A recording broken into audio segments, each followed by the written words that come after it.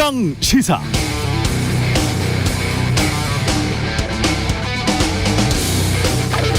네, 중국 스마트폰 시장에서 삼성전자의 점유율은 1%도 안 됩니다. 점유율로 따지면 중국 시장에 진출한 전체 스마트폰 제조사 가운데 꼴찌 수준. 반면 미국 애플의 스마트폰은 중국에서 잘 팔립니다. 전체 점유율이 25% 안팎이 되고요. 프리미엄 스마트폰 시장에서는 거의 절반이 애플 겁니다. 자동차도 비슷한데요. 현대, 기아차 다 합해도 지난해 중국 시장 점유율이 1.7%, 독일의 폭스바겐이 10.1%, 일본의 토요타 자동차가 8.1%로 점유율 1, 2를 차지하고 있습니다. 여기에 만약 반도체까지 시장 점유율이 하락한다면, 계속 지금 하락하고 있는데요, 정말 심각해집니다. 미중 갈등 때문에 전 세계 공급망이 분리되고 있긴 합니다만, 그러나 그 와중에도 꿋꿋이 장사 잘하는 업체들이 많습니다. 그리고 그런 나라들 뒤에는 실리적인 정치가 뒷받침하고 있습니다. 일본의 기시다 총리도 지난해 11월 중국 시진핑 주석과 만나서는 양국 관계에 협력을 강조했습니다. 독일이 미중 사이에서 철저히 경제적 실리 외교를 펼쳐온 건 유명하죠. 미국 기업들도 애플처럼 돈이 된다면 중국에서 가급적 방 빼라 라고 이렇게 말하는 미국 정부의 강권에도 불구하고 현지 비즈니스에만 열중합니다. 최대한 시간을 벌면서 최적의 장소에서 최대의 이익을 추구합니다. 장사하는 사람들의 덕목입니다. 윤석열 대통령 스스로 본인이 한국의 영업사원 1호라고 했죠. 그럼 영업사원이 다른 회사 가서 우리 적은 누구고 너희 적은 누구다 라고 말한다거나, 우리 회사는 앞으로 이쪽하고만 편먹을 거야 와 같은 뉘앙스를 노골적으로 표현하고 다닌다면 그 영업사원은 유능한 영업사원으로 모든 회사에 물건을 잘 팔 수 있을까요? 장래가 유망합니까? 어떻게 생각하십니까? 네, 안녕하십니까. 2월 2일 세상에 이익이 되는 방송 최경령의 최강시사 출발합니다. 저는 KBS 최경령 기자고요. 최경령의 최강시사 유튜브로도 실시간 방송되고 있습니다. 문자 자면은 짧은 문자 50원, 긴 문자 100원이 드는 샵 9730, 콩 어플은 무료죠. 오늘 최강시사 국민의힘 최고위원회 출사표를 던진 대표적 친윤계 의원 이만희 의원 연결하고요. 조응천의 좋은 정치, 그리고 장경태, 김용태의 젊은 토론도 준비되어 있습니다.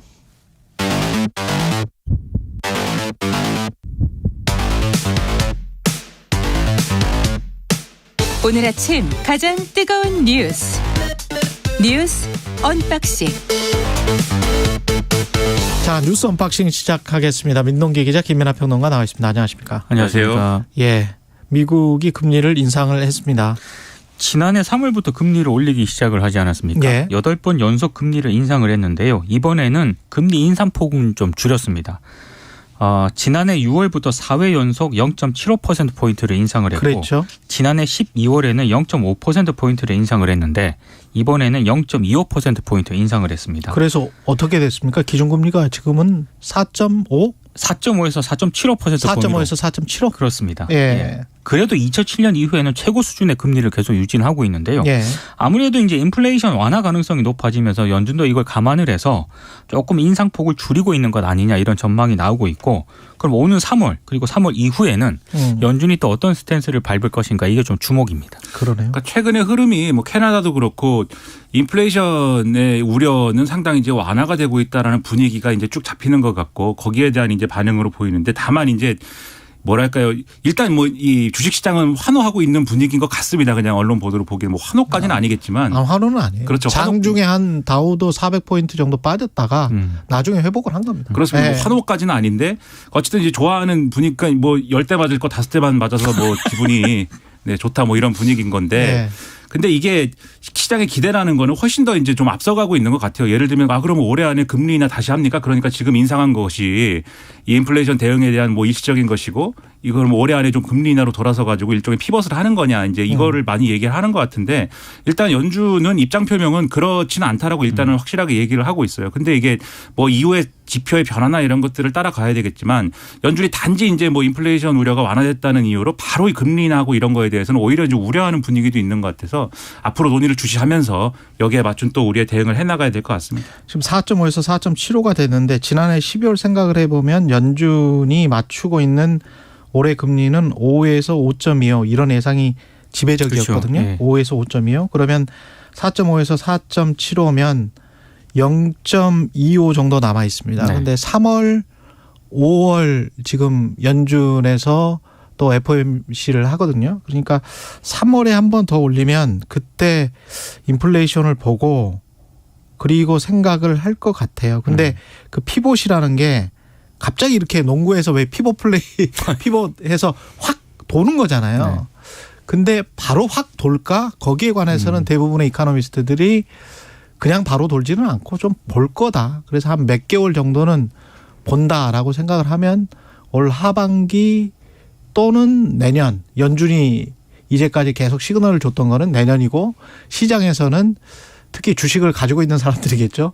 제발 올해 안에 뭐 이런 거니까 약간 좀 달라요. 그리고 연준은 계속 냉정하게 이야기를 할 수밖에 없습니다. 그렇죠. 나중에 어떻게 변한다고 하더라도. 그렇죠. 너무 예. 만세를 벌써부터 부르지 않았으면 좋겠어요. 예. 그러니까 이게 너무 빨리 피벗을 해가지고 이게 역효과가 일어나서 뭐가 또 안 좋은 상황이 벌어지면은 예. 그러면 이제 이 통화 정책에 대한 신뢰 자체가 무너질 수가 있는 거기 때문에 쉽게 못하는 부분이 그렇죠. 있고 예. 그 뭐 소위 말하는 뭐 기대 인플레이션이라든가 이런 수치도 이제 계속 봐가면서 예. 대응을 해야 되는 거 아니겠습니까? 그래서 좀 지켜볼 필요가 있다. 예. 1월 무역 수지는 127억 달러. 아, 이 처음 보는 숫자네요. 그러니까 월간 기준 역대 최대입니다. 비중이 가장 큰 반도체 수출이 무려 44%나 급감을 했고요. 에너지 수입액은 고공행진을 이어갔습니다. 그래서 당연히 무역 수지가 11개월째 적자를 냈고 수출도 4개월 연속 줄었는데요. 산업부 설명은 그렇습니다. 이 고물가와 고금리 등 세계 경기 둔화, 반도체 업황 악화로 수출이 줄어들었다. 이렇게 설명을 하고는 있는데 아무래도 가장 큰 이유는 메모리 반도체 가격 하락으로 1년 전보다 44.5%나 급감한 게 가장 큰 이유고요. 반도체가. 그렇습니다. 반도체뿐만이 아니라 다른 부분이 있지 않습니까? 예. 뭐 일반 기계라든가 석유화학 이런 다른 주요 수출 품목도 부진해서 벗어나지 못하고 있는 그런 상황입니다.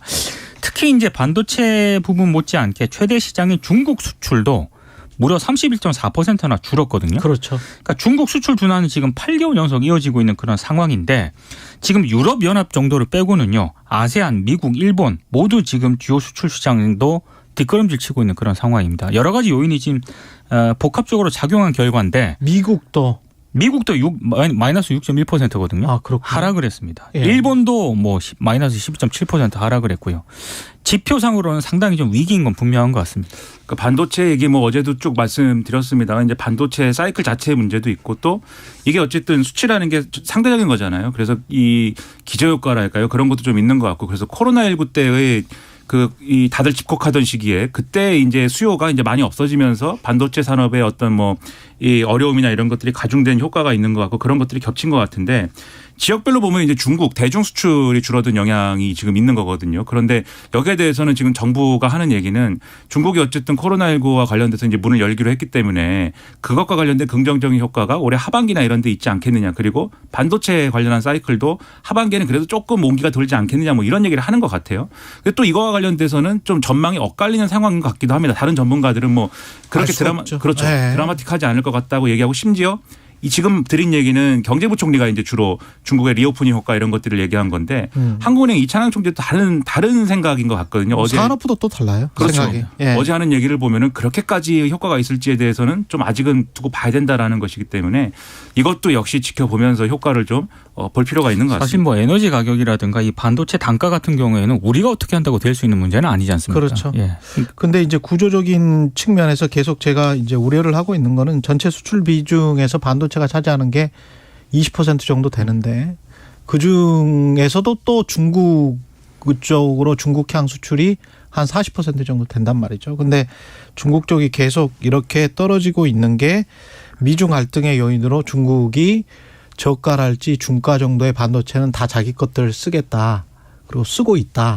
그러면서 고가 제품 정도만 한국 거를 받아들이겠다는 정책으로 지금 가고 있는 거라면 그러면 심각한 겁니다. 그러니까 반도체 가격과 그거는 상관이 없어요. 반도체 가격과 상관없이 다 국산으로 대체하겠다. 당신들 그렇게 나오니까. 그러면 서방 진영은 서방 진영끼리 무역해라. 우리는 그렇게 하고 차차 고가 제품도 우리는 개발하겠다. 이런 전략으로 지금 가고 있는 거라면, 그리고 그런 것들이 많이 지금 보이잖아요, 사실은. 그렇죠. 그거는 굉장히 좀 문제가 되고, 하나 좋은 소식도 전해드린다면 경상수지는 괜찮을 거다. 예. 근데 또 이거를 역으로 말하면 우리가 일본화되고 있다. 예. 근데 이게 안 좋은 게 일본은 돈을 잔뜩 벌고 한 100년 동안 수출로 돈을 많이 번 나라가 일본인데, 돈을 잔뜩 벌고 이게 고령화가 되고 그다음에 이렇게 경상수지나 이런 거를 금융 흑자를 통해서 벌어들였던, 다시 이렇게 메꿨던 그런 나라인데, 우리는 한 30년 정도 지금 무역 수지 흑자를 내고 이런 상황을 접하고 있기 때문에, 근데 고령화는 훨씬 더 빠른 속도로 가고 있으니까 굉장히 힘듭니다. 예. 국제 금융에서의 위상이라든가 또 해외 자산의 보유라든가 예. 이런 것들이 완전히 다르지 않습니까? 그렇죠. 걱정이 많이 되네요. 예. 기초생활수급자 차상위 계층의 난방비 최대 59만 2천 원 지원하기로 했습니다. 정부가. 네. 이번 지원은 지난해 12월부터 올해 3월까지 4개월 동안의 가스 요금 할인을 통해서 이제 이루어지게 되는데요. 난방비가 추가 지원이 된 것은 전체 기초생활 수급자 중에서 에너지 바우처 미수급자가 굉장히 많고요. 그리고 잠재적인 빈곤층이라고 할 수 있는 차상위층에 대한 난방비 지원이 미흡하다, 이런 지적이 제기됐기 때문인데, 지난해 기준으로 기초생활 수급자가 169만 9천 가구 정도 되거든요. 차상위 계층은 31만 9천 가구 정도 되는데, 총 201만 8천 가구 가운데 도시가스 이용 가구가 전체의 83.6% 정도 된다고 합니다. 그런 점을 고려했을 때 최대한 168만 7천여 가구가 난방비 할인 혜택을 볼 것이다, 이렇게 추산이 되고 있는데, 다만 좀 문제가 있는 게요. 사각지대가 발생할 가능성이 좀 있습니다. 이게 네. 왜냐하면 도시가스 요금 못 내가지고 도시가스 끊긴 가구도 상당하거든요. 그런 또 문제도 있고, 예. 이번에 또 지역 도시가스를 사용하지 않는 이른바 뭐 LPG라든가 이런 도시가스가 비싸가지고 그런 쪽으로 사용하시는 분들도 굉장히 많거든요. 그렇죠. 이런 분들은 좀 지원 대상에서 제외가 되기 때문에 네. 여전히 사각지대는 존재한다, 이런 지적이 나오고 있습니다. 그러니까 지금 추가 대책이 이제 가스 요금을 그러니까 할인해 주는 게 지금 추가 대책이잖아요. 그렇죠. 지금 59만 2천 원이니까 여기까지 이제 이 할인해 주는 게, 그러면 지금 말씀하신 대로 LPG나 이런 부분들은 이제 그거는 해당 사항이 없는 거죠. 그건 오히려 에너지 바우처나 이런 거를 지원을 늘려야 가능한 부분인데, 근데 어쨌든 종합적으로 계속해서 이 지원 범위와 대상을 계속 늘려서 사각지대가 없게 만드는 건 필요한 일이에요. 그런 점에서 어쨌든 추가로 대책을 내놓은 거는 저는 좋다고 생각하는데, 어쨌든 사각지대를 최소화시키고 그다음에 이것도 이제 받으려면 뭐 신청하고 이런 절차가 있어야 되는 것이기 때문에 그 절차에서 신청을 못 해가지고 이거를 혜택을 못 보는 상황이 없도록 거기에 있어서도 시스템 개선이라든가 홍보라든가 이런 것들을 강화한다고는 하는데 더 열심히 해야 되겠고, 이게 이 정부는 원래 애초에 1차 대책 내놓을 때도 이 지원 대상을 늘리지 않겠다라고 얘기를 했거든요. 그렇죠. 근데 대통령이 중산층과 서민의 피해를 다 어쨌든 보전해 줘야 되는 필요가 있다라고 얘기를 하면서 지금 추가 대책이 바로 나온 거예요. 그러니까 근데 그 추가 대책도 중산층 추가 대책은 아니에요. 그렇죠. 예. 지금 차상위 계층까지를 얘기하는 것이기 때문에 대통령이 얘기한 그럼 중산층 지원은 가능한 거냐, 이게 의문이 남아 있는데, 국민의힘은 이 주호영 원내대표는 일단 이렇게 얘기를 합니다. 그 중산층이라고 하는 얘기는 그냥 뭐 범위를 좀 최대화하겠다라는 얘기로 들어야 되지 않겠느냐, 뭐 이렇게도 얘기를 하는데, 근데 대통령 말이 뭐 그렇게 가볍게 여겨지면 안 될 것 같고, 중산층 뭐 100% 다 어떻게 지원하겠습니까? 하지만 좀 더 지원 범위를 넓히자는 차원에서는 앞으로 추경이라든가 뭐 추경 이야기를 계속 그렇죠. 하고 있죠. 그렇죠. 야당에서도 추경을 하는 수밖에 없다라고 이야기를 하고 있고, 범위를 확대하려면. 그렇죠. 근데 그 논의로 가면은 또 이제 액수나 범위 이런 걸 갖고 논쟁을 해야 될 텐데, 제가 볼 때는 필요한 부분도 있고 아닌 부분도 있는 것 같거든요. 좀 합리적인 수준에서 논의가 될 수 있도록 생산적인 뭐 논의를 해줬으면 그러니까 좋겠습니다. 이번에 가스 요금 네. 할인이 정부가 재정 투입하는 게 아니지 않습니까? 예. 가스공사가 이걸 부담을 해야 되는데, 그렇죠. 운영비로 둔다는 거잖아요. 그러니까 당연히 이제 가스공사 그러면 적자난 겪고 있는데 그렇죠. 더 심화가 되는 거죠. 그리고 그 적자 때문에 지금 가스 요금 인상한다는 그렇죠. 건데, 그럼 하반기 다음 겨울에는 그럼 이게 또 요금 인상으로 전가되는 거냐, 이런 우려도 있거든요. 추경을 안 하기로 했다가 하는 게 정치적 자존심이 상해서 못 하겠다는 생각이 혹시라도 있다면, 그것과 민생이나 국민의 안위, 따뜻한 겨울을 나야 되고, 잘못하면 이거 큰일 나잖아요. 그렇죠. 예. 온도 같은 경우는. 그래서 특히 이제 어르신들 같은 경우는 조심해야 되기 때문에 국민을 먼저 한번 생각을 해보십시오. 정치적 자존심이나 이런 것들보다는 추경 논의도 마찬가지로 진행돼야 될 것 같습니다. 좀 더 유연한 사고 방식이었으면 좋을 것 같고요. 그리고 예. 저는 또 하나만 더 말씀드리면 그러니까 좀 책임 있는 어떤 그러한 조치의 연장선에서 국민들에 대한 설득도 좀 필요한 것 같아요. 그러니까 네. 정말 여유가 있는 그러한 분들의 경우에는 난방원도 실내 난방원도 좀 낮출 필요도 있거든요. 그렇죠. 어떤 점에서는 그럼요. 여유가 있다면 예. 그런 분들에게는 이제 이해를 구하고 설득을 또 해야 되는 것도 정부 몫이지 않습니까? 예. 그런 것도 필요한 것 같습니다. 예, 윤석열 대통령이 박정희 전 대통령 성가를 방문을 했습니다.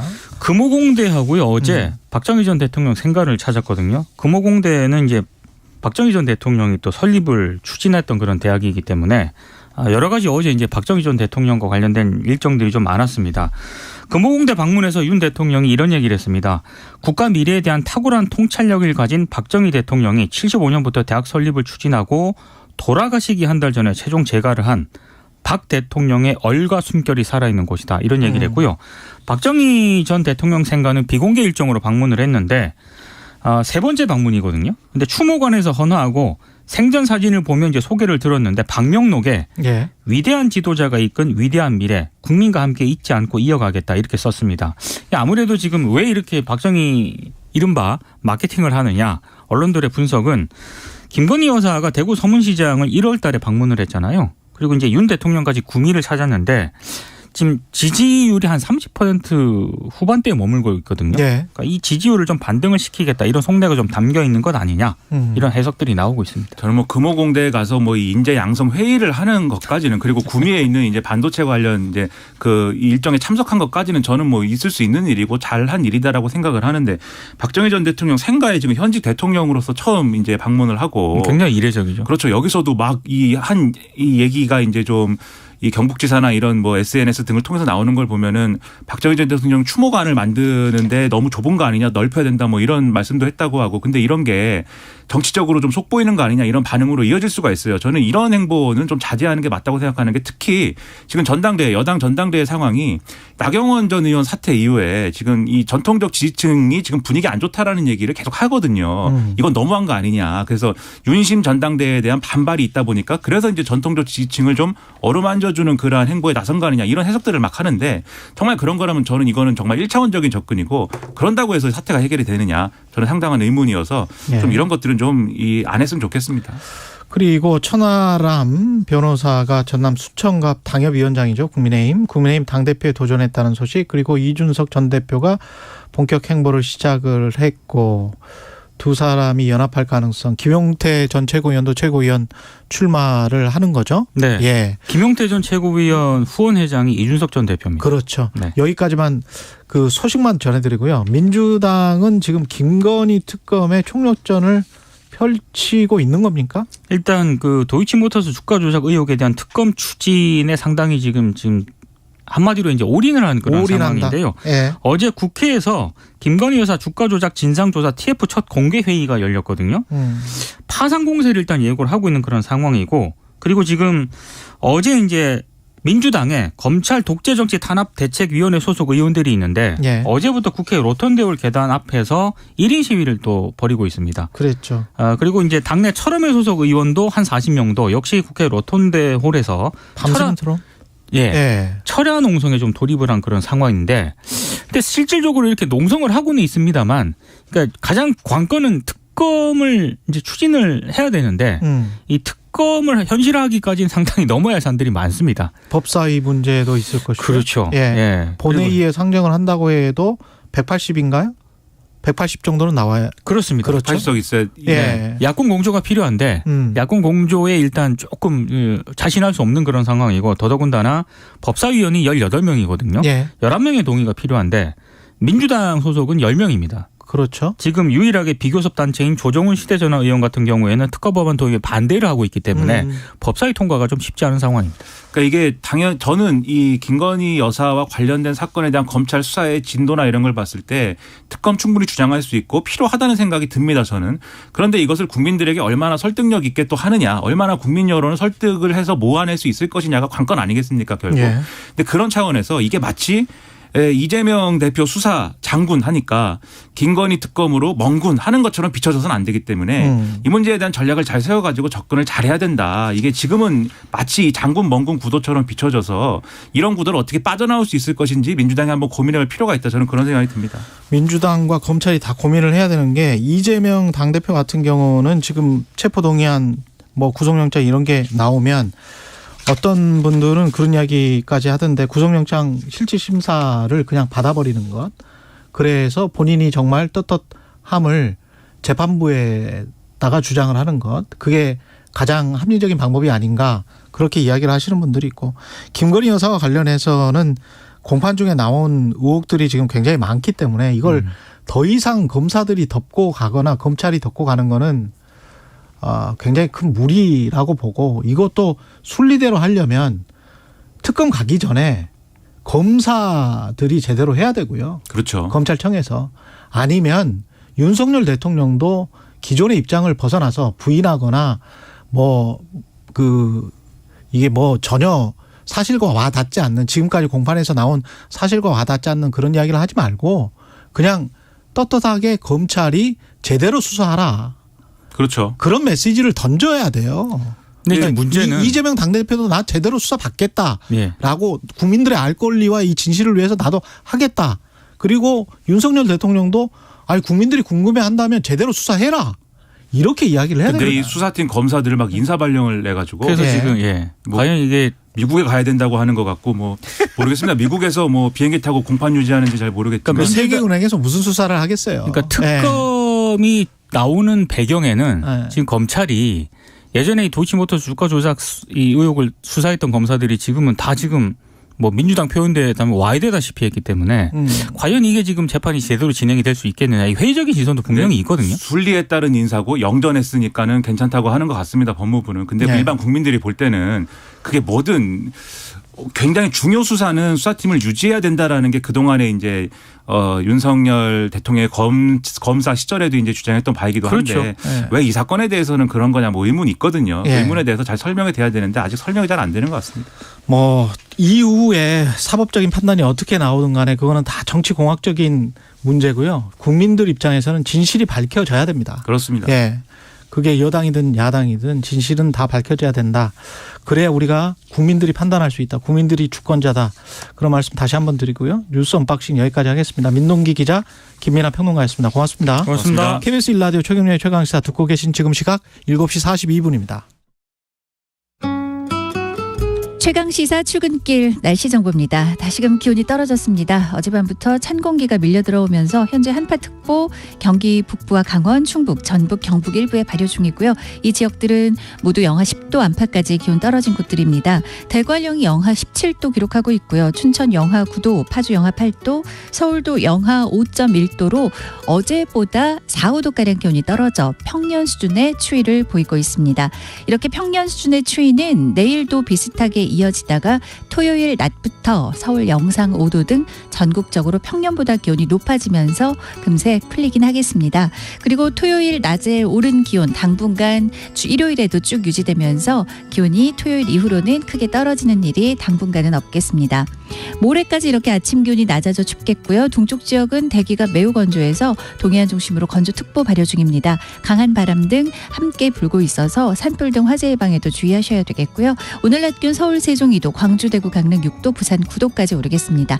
미세먼지 농도는 대기질이 청정에서 좋음에서 보통 상황 유지하겠습니다. 현재 서울 기온 영하 5.1도입니다. 최강시사 출근길 날씨정보 최영우였고요. 계속해서 이 시각 교통 상황입니다. KBS 교통정보센터 임초희 씨가 정리드립니다.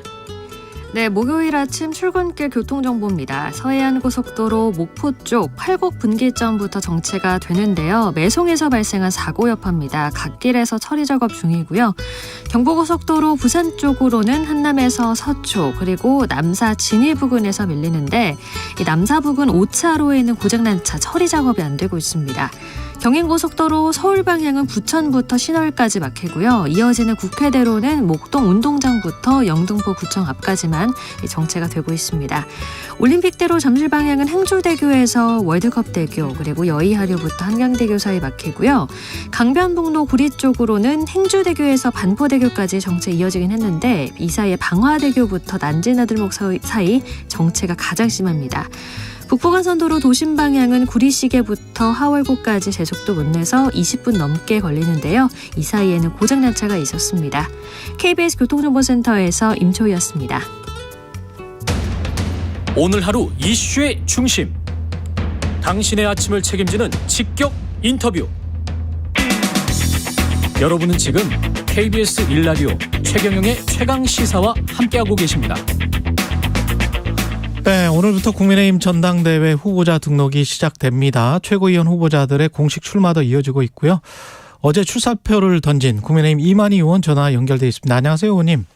예, 안녕하십니까. 예, 이만희 의원입니다. 예, 최고위원 출마 선언을 하시면서 대통령실과 정부, 국민의힘을 잇는 튼튼한 다리가 되겠다. 튼튼한 다리 어떻게 역할하실지요? 제가 생각하는 것은 우리 이 정부와 또 당은 국민의 운명이라든지 삶을 책임지는 어떤 그런 국정 공동체라고 생각을 합니다. 예. 저 같은 경우에는 사실은 지난 대선 과정에서 수행단장으로서 윤석열 후보를 누구보다도 가까이서 지켜보고 많은 대화를 나눌 수 있었다는 점에서 그분의 어떤 대통령님의 국정 철학이라든지 이런 거에 대한 이해도가 높다고 생각을 하고요. 예. 또 한 가지는 국회에서 지금 제가 재선 의원입니다. 여러 가지 농해 수위라든지 또 행안위에서 간사 역할을 하면서 또 국회의 어떤 정부 시스템에 대한 어떤 이런 내용에 대한 이해도 높다고 생각을 하고 비교적 정부와 더 당 내에서 많은 의견들을 좀 거침없이 소통할 수 있는 역할을 할 수 있다고 생각을 해서 예. 제가 이번에 출마를 하면서 당정대교라는 역할을 하겠다는 그런 말씀을 드렸던 겁니다. 예, 당정가교, 당정대교 큰 예. 다리가 되겠다. 근데 이제 최고위원이 당대표와 러닝메이트 역할을 하기도 하는데 혹시 뭐 김기현, 안철수 이렇게 대표적으로 여론조사에서는 나오는 분들이 있는데 두 분의 성향이 한쪽은 이제 대통령과 일체화된 대표라고 제가 단언할 수 있을지는 모르겠습니다만은 그다음에 한쪽은 중도 확장성을 외치는 대표 이렇게 지금 언론에서는 표현을 하거든요. 예, 그렇습니다. 예, 최고위원 출마자로서 어떻게 생각하세요? 본인은 어느 쪽에 가깝습니까? 뭐 우리 제도적으로 러닝메이트가 있는지는 뭐 제가 정말 잘 모르겠고요. 예. 아마 이 선거 캠페인을 진행해 가는 과정에서 그 부분들은 당원들께서 이렇게 아마 좀 판단해 주실 거라고 저는 생각을 합니다. 네. 근데 무엇보다도 이제 당 대표라는 역할이라든지 당 지도부가 각 시대별로 아니면 어떤 그 시기에 따라서 어떤 맡아야 될 역할에 따르는 가장 어떤 바람직한 모습 같은 것도 있다고 저는 생각을 하는데요. 예. 이번 같은 경우에는 2023년 이제 총선을 1년 정도 앞두고 있는 그런 당 지도부입니다. 구성이 되게 되면은 결국은 우리가 작년에 정말 어렵게 만든 정권 교체의 어떤 이 내용을 정권 성공으로 연결시키기 위해서는 누구보다도 어떤 본인의 어떤 역할, 본인의 어떤 그 정치적 이익이라든지 모습보다는 총선 승리를 위해서 모든 걸 다 희생할 수 있는 그런 리더십이 지금은 필요한 시기가 아닌가 저는 그렇게 생각을 하고요. 그런 측면에서 저도 열심히 역할을 하겠다는 말씀도 드리겠습니다. 총선 승리는 다 외치시고 계시는데 방법, 수단, 경로 이런 것들이 좀 다른 것 같습니다. 어제 허은하 의원 같은 경우는 저희 인터뷰에서 저희 당이 홍위병만 있는 것이 아니고 건강하고 다양한 목소리를 갖고 있다는 걸 증명하고 싶다.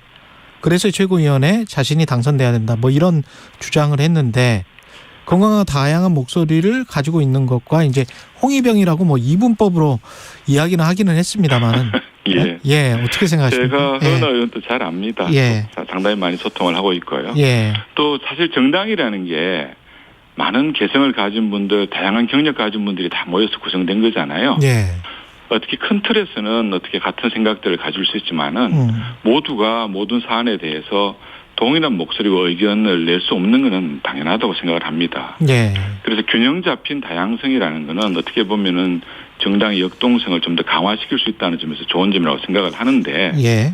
문제는 이게 선거 과정에서 이 다양성이라는 얘기를 하면서 어떤 상대를 지나치게 폄하한다든지 지나치게 도를 넘는 당에 대한 어떤 비판의 발언 이런 것들은 우리가 좀 자중자애할 필요가 있다는 그런 생각입니다.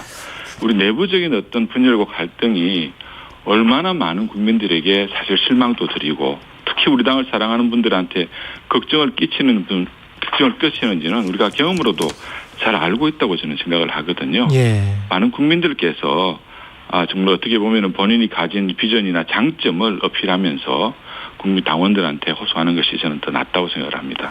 최고위원을 4명 뽑는가요?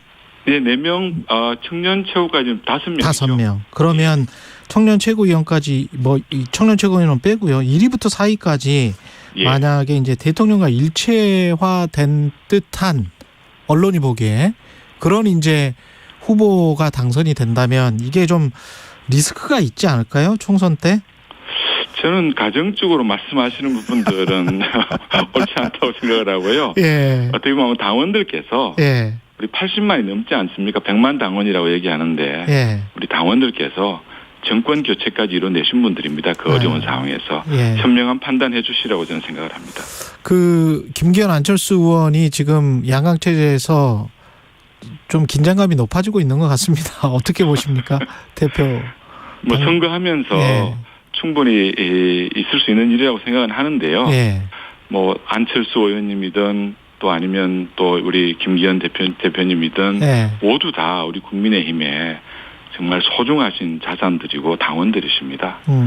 이 과정 속에서 사실은 이런 것이 이 긴장감이 높아지는 것이 어떤 흥행몰이에 도움은 또 될 수는 있겠지만은 우리 작은 말 실수라든지 또 갈등 하나가 우리 국민을 떠나보낼 수 있다는 점. 예. 이런 것들은 굉장히 조심하고 어떻게 보면 또 이게 당원의 판단을 또 받고 나면은요. 예.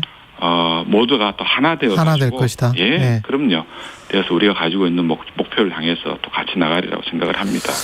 안철수 의원 같은 경우는 김장연대는 공천연대다, 공포 정치를 하고 있다, 윤심팔이다, 이런 이제 비판을 김기현 의원한테 하고 있는데 이거는 어떻게 생각하십니까? 옳은 지적입니까? 아니면은 말씀들은 다 하실 수 있다고 생각은 하는데요. 예. 생각하시는 만큼 이게 공천과 밀접하게 관계되어 있는 그런 직은 아닙니다. 원래 자신의 비전과 역할을 가지고 당원들에게 내가 당대표가 되면 당원 어떤 식으로 끌고 가겠다.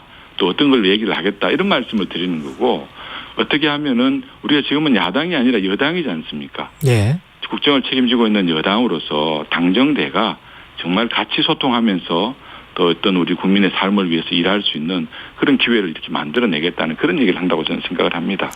천하람 전남 순천갑 당협위원장이 당대표 출마 선언을 했고 이준석 전 대표가 뒤에 있다는 언론 보도들이 많은데요. 이준석 전 대표의 영향력, 파괴력이 아직 있을까요? 어떻게 생각하세요? 저는 일정 부분 우리 80만 거의 100만에 가까운 당원들 중에서는 우리 우리 과거 정통 보수만의 어떤 그런 일색으로 만들어진 건 아니라고 생각을 하고요. 네. 그 당원들 속에서는 많은 부분들이 또 우리 젊은 세대들이 또 들어와 있습니다, 함께. 그래서 그분들의 판단도 생각을 해본다면은 많은 부분에서는 또 일정 부분 영향이 있다고 저는 생각을 하고요. 예. 정확히 있다고 저는 생각을 합니다. 예. 알겠습니다. 그리고 김건희 여사 주가 조작 진상 TF를 야당이 공식으로 출범을 시켰는데 예. 여기에 관한 입장은 어떻습니까? 좀 민주당이 좀 많이들 이제 좀 조급해지는 것 같아요. 제가 봤을 때는. 조급해지는 것 같다. 예. 예. 이제 왜 그러냐면은 이재명 대표가 가지고 계시는 그동안 여러 가지 그 혐의 사실들이 굉장히 좀 구체적으로 이제 구체화되고 그 실체가 좀 드러나는 과정이라고 저는 생각을 하는데요. 예. 특히 김성태 쌍방울 관련해 가지고는 제가 작년 10월이었죠. 국감에서도 굉장히 좀 구체적으로 지적을 했었습니다. 이 대북 송금 문제나 이런 부분들에 대해서. 예. 그런데 이런 부분들이 그동안의 이재명 대표의 발언이라든지 사실관계가 발언과 사실관계가 굉장히 다르지 않습니까? 이재명 대표는 심지어 내가 쌍방울하고 관계 있는 건 내복 하나 400원밖에 없다고 이렇게까지 말씀하셨는데 지금 나오는 상황을 보면은 그게 아니거든요. 또 이런 부분에 대해서 굉장히 이제 개인적인 비리가 어떻게 보면은 민주당을 옥죄고 있다고 저는 생각을 합니다. 이재명 더군다나- 당대표에 대한 사법 리스크를 막기 위한 그렇죠. 김건희 특검이다 이런 말씀이시네요. 저는 그렇게 생각을 하고요. 예. 더군다나 민주당은 거의 180석에 가까운 국회 절대 다수당의 제1야당입니다. 본인들이 못할 게 뭐가 있습니까 국회 내에서. 예. 그런 당들이 이런 TF도 만든다 그러고 또 바깥에 나가서 또 대중집회를 한다 그러고 하는 부분들에 대해서는 정말 좀 이해하기 어려운 그런 상황입니다. 20초 동의할 정도. 수 없습니다. 예. 동의할 수 없다. 20초 정도밖에 안 남았는데요. 유승민 전 의원이 폭정을 막겠다는 표현을 썼단 말이죠. 이거는 예. 어떤 뜻일까요? 저도 그 내용 봤는데요. 예. 폭정이 아니라 예. 만약에 우리 그 앵커께서 뭐 염두에 두고 계시는 것처럼 우리 정부를 향해서 이런 말씀하셨다면은 예. 이건 폭언입니다. 폭언. 폭언이다. 예, 우리가 민주당의 폭정을 막아주라고 윤석열 정부를 출범시킨 거 아니겠습니까? 알겠습니다. 고맙습니다. 국민의힘 예. 최고위원회 출마한 이만희 의원이었습니다. 고맙습니다. 감사합니다. 나무는 그냥 둬도 잘 자라지 않나요? 숲을 가꾸는 사람이 따로 있나요? 우리에게 깨끗한 자원과 삶의 터전을 제공하는 숲. 숲을 가꾸는 여러분들을 위해 산림경영 컨설팅이 있습니다. 나무를 심고 임산물을 재배하고 숲속에서 휴식과 즐거움을 찾는 일. 관심을 갖고 더 자세히 할수록 숲이 풍요로워지고 우리들의 삶도 채워집니다. 미래의 아이들도 산림의 혜택을 누릴 수 있도록 지속가능한 숲 가꾸기에 동참해주세요. 이 캠페인은 SJ 산림조합이 함께합니다. 경북 봉화 광산 매몰 사고가 발생한 지 엿새째인데 오늘로 일주일째입니다. 광산 매몰 사고 9일째인 오늘 새벽 작업자들을 확인할 수 없었습니다. 진입로 확보도 쉽지 않습니다.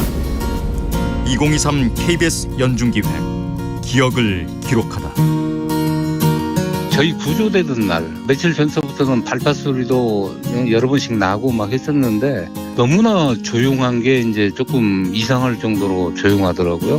뭐 어떻게 해볼 방법도 없고 해서 이제 모닥불 앞에서 이제 옷을 말려서 이제 입으면서 이 헤드램프가 이제 깜빡깜빡거리면서 이제 다 방전이 돼갔어요. 이 헤드램프가 이제 없으면은 저희는 이제 한 발자국도 움직일 수가 없어요. 심지어는 이제 그 암벽 틈에서 떨어지는 물조차 마시러 갈 수가 이제 없는 상황이 돼버리는 거죠. 이 갱내는 이제 불빛이 없으면은 제 눈앞에 손을 왔다 갔다 흔들어 봐도 보이지 않을 정도로 그렇게 컴컴하니까 그때 장작계피도 이제 6계피밖에 안 남았어요.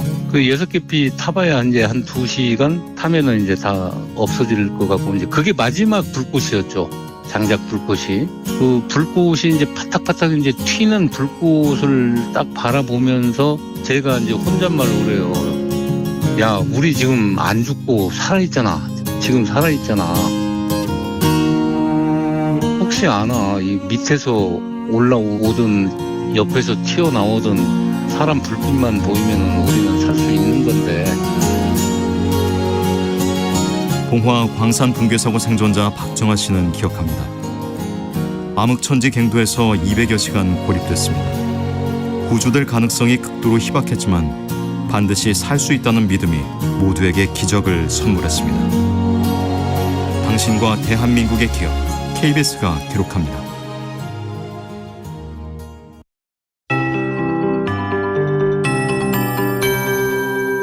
KBS 58분 날씨.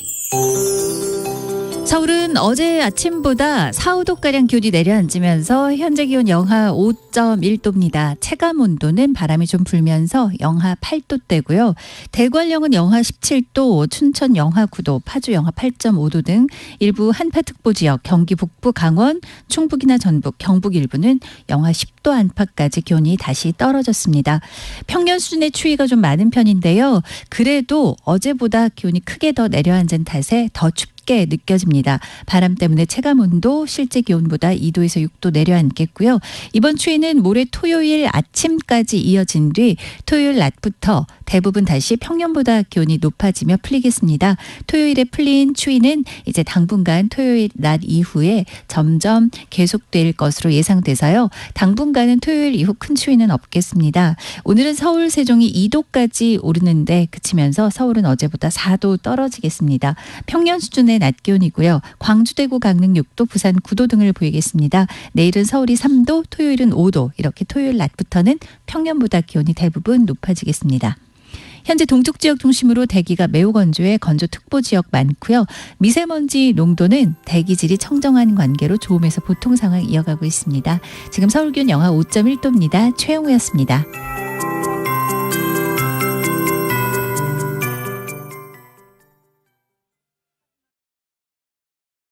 정성을 다하는 국민의 방송 KBS가 8시를 알려드립니다.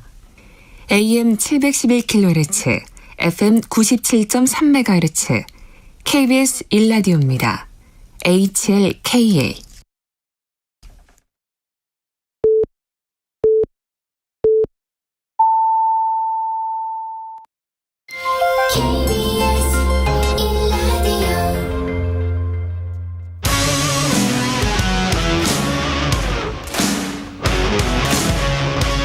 오늘 하루 이슈의 중심 최경영의 최강 시사.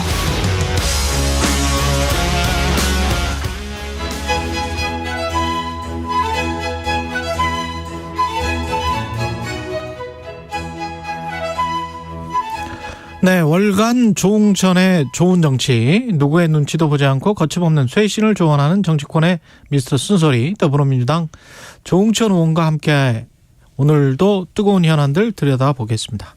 안녕하세요. 예, 오랜만입니다. 예, 한 달에 한 번씩 나오시잖아요. 네. 예, 그동안에 또 일이 많았습니다. 예. 그 쌍방울 관련된 거는 예. 지금 저 변호사비 대납 이야기가 쭉 나왔었다가 지금은 그게 들어가고 대북 송금거리 나왔는데 네. 이거는 검찰이 의미하는 거는 뭘까요? 결국은 변호사비 대납 가지고 계속 떠들었잖아요, 그동안에. 예. 지금 검찰 수사의 특징을 보면 뭐 대장동이고 뭐고 어쨌든 그 따라가다가 원래 따라가던 거를 계속 수사 목적을 달성을 한 걸 본 적이 없습니다. 가다가 말고 딴 옆길도 자꾸 새지요. 예. 그러니까 과연 검찰이 제대로 수사를 하고 있느냐는 생각이 일단 먼저 들 수밖에 없는 거고 그리고 어쨌든 탈탈 털어가지고 뭐 목적은 이재명 대표라는 이 사람에 대해서 사법 처리를 해야 되겠다. 그걸 염두에 두고 하고 있는 것 같은데. 뭘 해야 되겠다? 이재명 대표라는 사람을 어쨌든 사법 처리를 해야 되겠다. 사법 처리를 해야 되겠다. 예. 예. 그 목적을 가지고 이것저것 보이는 거 안 가리고 지금 다 하는 것 같아요. 근데 옆길로 샜다라고 말씀을 하셨는데 이 옆길에는 뭐가 있을까요? 제3자 뇌물죄로 혹시 대북 송금을 구상하고 있는 겁니까? 결국은 그쪽을 염두에 두고 있다고 봐야겠죠. 예, 300만 그림을 그렇게 그리고 있을 겁니다. 그렇죠. 300만 달러를 송금을 했는데 네. 이재명 당대표가 당시 경기도지사 시절에 어떤 쌍방울에 어떤 다른 사업권을 주기로 하고 네. 두 양자 간에 어떤 공통의 인식이 있고 네. 그래서 300만 달러를 송금한 것이다. 네. 그리고 그 대가성이 네. 한국에서의 어떤 사업권이다. 뭐 이런 식의 검찰이 지금 예, 그렇죠. 그런 주장이겠죠. 어쨌든 그 그림으로 간다고 봐야 될 겁니다. 제가 저번에 변호사비 대납 사건보다는 이 대북 송금 이게 더 커질 수 있다고 말씀을 드린 게 있는데 성남 MFC도 3자 뇌물죄였죠. 예. 그 뭐냐면 이제 대북 송금이란 거는 어쨌든 뭐 우리가 뭐 북한 사람들한테 뭐 참고인 조사를 받으러 오라고 할 수도 없는 거고. 그래서 그 사실관계 확인에 그 일정한 제한이 있잖아요. 그리고 굉장히 뭐 불확실성이 크다고 할 수밖에 없죠. 또 의외성이 크고요. 또 한번 터지면은 휘발성도 굉장히 크고. 북한을 수사하기 힘드니까. 네, 예. 그래서 이제 대북사는 한번 불붙으면 이게 굉장히 커지는 그런 특성이 있기 때문에. 그렇죠. 그게 더 클 수가 있다 그렇게 말씀을 드렸는데, 이거는 어쨌든 이 김성태 전 회장이라는 사람의 사업 스타일이 무자본 M&A하고 그다음 호재성 소식을 저 시장에 막 던져가지고 예. 주가 조작 같은 걸 또 좀 많이 하지 않았습니까? 근데 대북 관련해서 그때 경협이 뭐 상당히 분위기가 좋았을 때고, 그러니까 북한 관련해서 호재성이 막 나가고 뭐 이런 것들이 맞아 떨어졌는데, 이제 거기에다가 국내 이슈가 뭐 딴 게 더 있다면 그렇다면 이제 3자 뇌물로 지금 가려고 하는 것 같은 예. 그런 느낌이 듭니다. 검사 출신이시기 때문에 예, 그런 분석을 하셨습니다.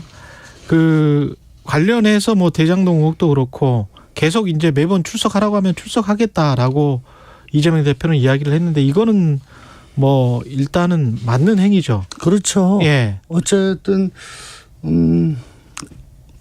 이건 뭐 국민들 보시기에 이게 뭐 비리 수사냐 아니면 뭐 정적 제거를 위한 수사냐, 그건 국민들께서 이제 판단을 하실 건데, 예.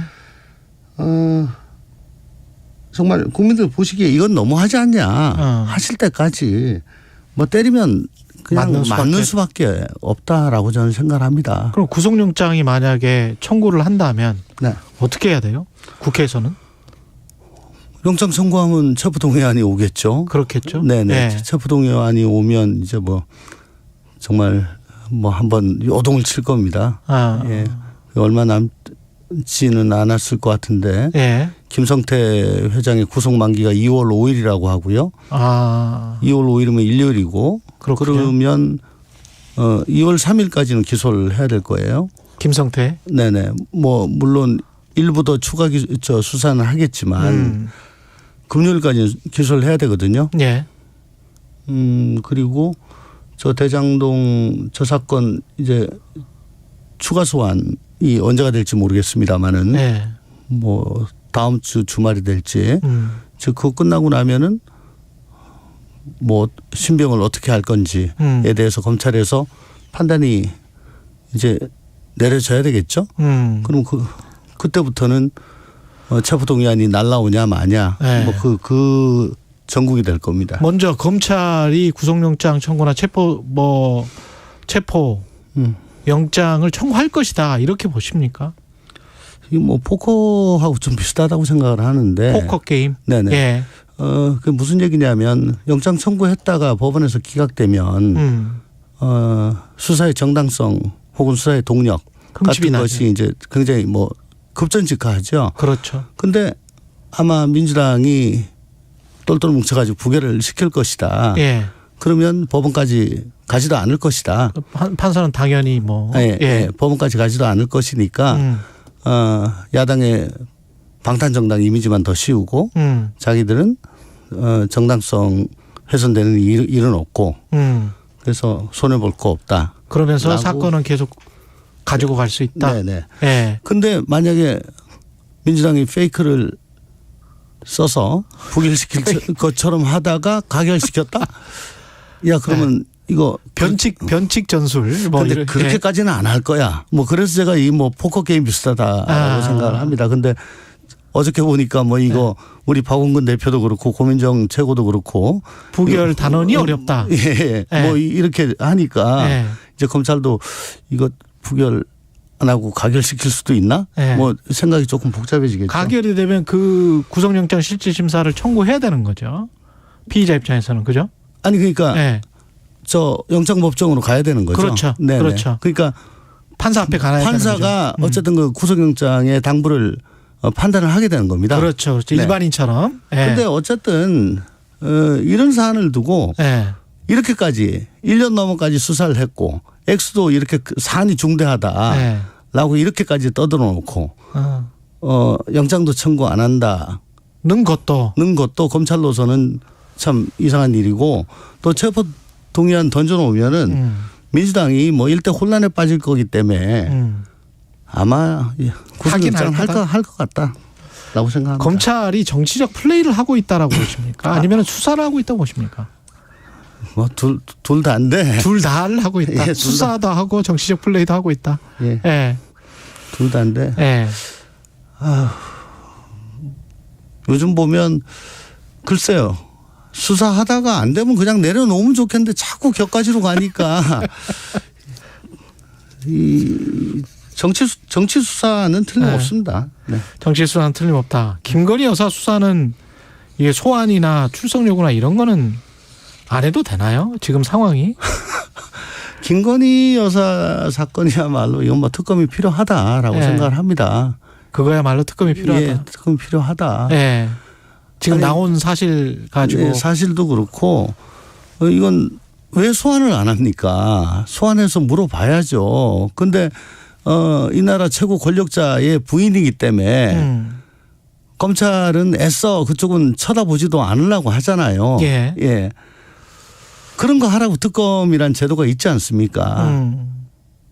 근데 특검으로 가려면 정치적 현실이 180석 이상 또는 법사위 통과인데 네. 법사위 통과는 조정훈 의원이 반대를 하고 있다고 하고 네.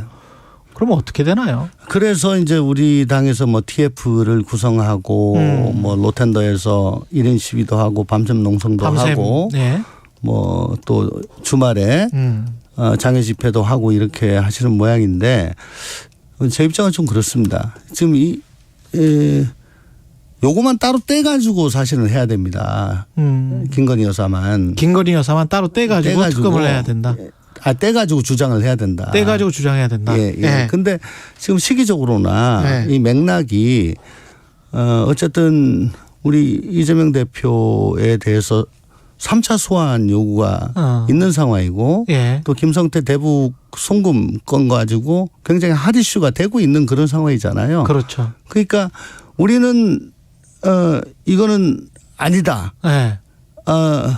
정치검찰 부당한 야당 탄압 또 법치주의가 무너진 것 이런 것을 도저히 두고 볼 수 없어서 분연히 야당으로서 특검을 해야 되겠다.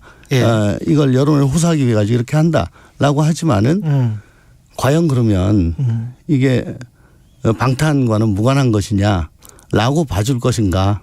국민들에게 어떻게 비칠 것인가. 저는 뭐 이게 뭐라고 해도 다 연관이 된 거라고 보실 것이다. 시기적으로나 뭐 그동안의 맥락이. 떼고 어떻게 주장을 하려면 어떻게 해야 되는 거죠? 그러니까 지금 떼어서 주장을 하려면 한참 우리 이 대표에 대한 수사의 부당성 검찰의 칼날이 왜 이쪽으로만 향하느냐. 왜 저쪽은 안 가냐. 왜 저기는 보지도 않냐. 라고 하다가 이제 갑자기 TF를 구성하고 이렇게 했잖아요. 이게 다 연결이 되지 않습니까? 그러면 시기를 좀 떼서 하든지. 그러니까 먼저 하든지. 먼저 그 전에 했었든지 아니면은. 그러니까 좀 이따 하든지. 이재명 당대표와 관련된 수사나 뭐 이런 상황들이 다 확정이 된 다음에 하든지. 그렇습니다. 그렇게 조금 그래도 한숨배 돌린 다음에 하는 게 맞다. 그래야 국민들한테 이게 연계돼서 방탄국회처럼 안 비칠 것이다. 네, 예를 들어 뭐 체포동의안 국면이 지난 다음이라든가 한숨배 뭐라도 전환이 되고 난 다음에 해야지. 지금 클라이막스로 막 가고 있는 상황이잖아요. 가고 있는 상황에서 이걸 얘기를 꺼내면 맞불로 보여지겠죠. 장외투쟁은 같은 맥락으로 보십니까? 그러면은 주말에 예고돼 있는? 저는 그렇게 봅니다. 그러면 가능하면 장외투쟁을 지금은 안 해야 된다 이렇게 생각을 하시는 거네요. 당연하죠. 지금 하는 것보다는 지금 말씀하십시오. 어쨌든 장외투쟁이란 것이 만약에 저번에도 뭐 말씀을 드렸습니다마는 이렇게 중차대한 이슈를 그 최고위원회에서 결정을 했다고 해요. 예. 그리고 의총에서는 뭐 지나가는 말로 뭐 주말에 이런 게 있을 거니까 뭐 많이들 참석해 주십시오. 라고 그냥 통보를 받았습니다. 근데 이걸 가지고 이렇게 하려고 했으면 좋겠는데 어떻게 생각하십니까? 예. 만약에 이게 의제로 던져졌다면은 아마 경론이 왔을 겁니다. 저와 같이 예. 아니 그 뜻은 이해한다. 라고 하지만 그 팩트가 뭐냐보다 어떻게 보여지는가가 더 중요할 수가 있다. 정치에서는. 네네. 예. 그러니까 국민들 보시기에는 이거 결국은 맞불 놓고 방탄하기 위한 거 아니냐. 민주당 전체가 똘똘 뭉쳐서 또 방탄하는 거 아니냐. 이렇게 봐질 수가 있다. 그러니까 우리 전체가 지금 다 나가지고 지금 하는 건 좀 그렇다. 그리고 검찰청 나 혼자 가겠다. 절대 나오지 마라. 예. 라고 하면서 또 토요일 날은 각 지역별로 인원 할당하고 체크하고 뭐 이런 건 모순 아니냐. 예. 뭐 이런 얘기가 다 오갈 수 있었겠죠. 근데 그냥 일방 통보고 그냥 집행이 되는 거죠. 예. 지금 저 말씀하시는 게 당내에 민주당의 길하고 철험회라고 있잖아요. 네. 예. 그러면 민주당의 길은 조홍천 의원님처럼 생각하시는 분들이 많습니까? 네, 그렇습니다. 그리고 철험회는 지금 현재 주류라고 할 수 있을까요? 그러니까 지도부. 예, 뭐 당권을 갖고 있는 분. 당권을 가지고 있는 분들의 생각과 비슷한 분들이 많습니까? 철험회는? 그렇죠. 아, 그렇게 되는 겁니까? 예. 그리고 어저께 한 종편 뉴스에서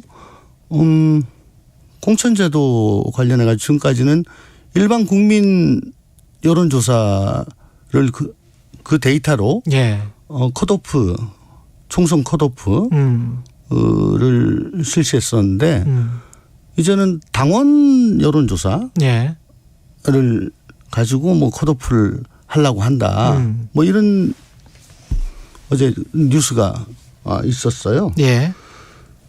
당원 평가를 반영한다는 거죠. 이게 이제 뭐 당원 중심으로 당을 운영하겠다는 이재명 대표의 그 생각이 반영이 된 것 같은데 지금 안 그래도 뭐 저 같은 사람들에 대해서 이제 뭐 문자 폭탄이나 아니면 OX는 뭐예요? 아니 뭐 저 성남지청 중앙지검에 갔냐 말았냐. 그런 걸 물어봐요? 아니 배웅을 했냐 안 했냐 SNS에서 실드를 쳤냐 말았냐. 그래서 다음 공천에 반영하자. 뭐 이런 것들이 지금 돌고 있다면서요. 모르죠, 저야. 당원도 아닌데. 아니 그게 뭐 저 일간지에 났었습니다. 예, 일간지에 났었어요. 예, 났었고 그래서 굉장히 강성 지지층들이 어쨌든 의원들을 압박을 하고 있습니다. 왜 이 대표를 적극적으로 옹호하지 않냐. 강성 지지층들이. 예. 그리고 실제 문자라든가 뭐 자기들 커뮤니티라든가 유튜브 이런 걸 통해 가지고 압박을 하고 있는 상황에서 이제 1년밖에 남지 않은 총선의 컷오프 이제 당원 평가를 반영한다. 그렇게 되면은 뭐 완전히 압박을 하는 거죠. 네. 국회의원들은 굉장히 이제 심리적 압박을 느끼겠네요. 많이 느낄 겁니다. 만약에 그렇게 된다면. 의원님도 좀 느끼세요? 뭐 느끼더라도 뭐 그렇게 그 압박에 너 불구하고 압박에 굴복해서 그러면 이건 아니다 하는 길을 계속 쫓아갈 것 같으면 국회의원 안 한 게 낫다라고 생각을 하는 거죠. 그러니까 지금 말씀하시는 거는 민주당이 잘 되기 위해서는 총선에서 승리하기 위해서는 정치 탄압 정국이 맞음에도 불구하고 합리적인 분리를 해야 된다. 계속 선택을 해야 되는데 그 선택이 지금 주류가 하는 이른바 주류가 하는 선택은 아닌 것 같다. 이 말씀을 그렇습니다. 좀 하셨죠. 그러니까 네. 강성 지지층이 세몰이 뭐 이런 걸 통해 가지고 또 주류의 그 제대로 된 토론 없이 하방식으로 주어지는 이런 방침에 따라서 지금 따라가다 보면 결국은 이 방탄 이미지가 더욱더 강해지고 국민이나 일반 중도층으로부터는 유리가 될 것이다. 그리고 특히 이번 그 장애 집회는 이거 굉장히 위험할 수가 있다. 우리는 명분으로는 김건희 뭐 특검, 이상민 탄핵을 내세우지만 아까도 말씀을 드렸다시피 시기적으로나 맥락상으로 이 대표에 대한 검찰의 압박 이 최고조로 달해가는 그런 상황에서 맞불적 성격이 있기 때문에 시점이 맥락상으로도 그래서 이게 전혀 분리가 될 수가 없는 거다. 하나만 여쭤볼게요. 그 검사 출신이시라서 이건 진짜 잘할 것 같은데 그 월드뱅크로 갔잖아요. 공소검사가 수사검사하고 공소검사를 같이 지금 하고 있는데 하다가 그 다른 데로 전출되는 경우가 있는지, 그리고 그거를 하면 그 다음 검사들이 제대로 김건희 여사와 관련된 도이치모터 수사를 제대로 할 수 있습니까? 제가 그걸 보니까 공판검사 둘이가 있는데 한 명은 월드뱅크 갔고 한 명은 인천지검으로 갔다고 그래요. 인천지검으로. 근데 그걸 뭐 자체라고 그러는데 월드뱅크 가는 거는 그건 꽃보직입니다. 그렇죠. 그건 뭐 꿀리와 누구나 다 그 가고 싶어 하고. 맞습니다. 그래서 그건 자체는 말도 안 되는 거고요. 그 월드뱅크 가면은 공판 못 들어갑니다. 당연하죠. 그리고 인천지검 간 사람이 그 서울에 와가지고 공판 관여할 수 있을 겁니다. 아, 인천지검에 있는 사람이 그때마다 이제 대리 발령이 나거든요. 그러니까 서울지검, 이제 중앙지검 검사로 발령이 나가지고 그때마다. 근데 월드뱅크 간 사람이 계속 어떤 특정한 이야기를 했던 사람 아닌가요? 아니 뭐 얘기를 했던 사람인 것 같은데. 어쨌든 그게 뭐 미운털이 박혀가지고 자청이 됐다는 거는 전혀 그건 사실이 아니다. 그거는 꽃보직이다. 꽃보직이다. 네. 지금까지 더불어민주당 조홍천 의원이었습니다. 고맙습니다. 감사합니다. 네. 여러분은 지금 KBS 1라디오 최경영의 최강 시사와 함께하고 계십니다.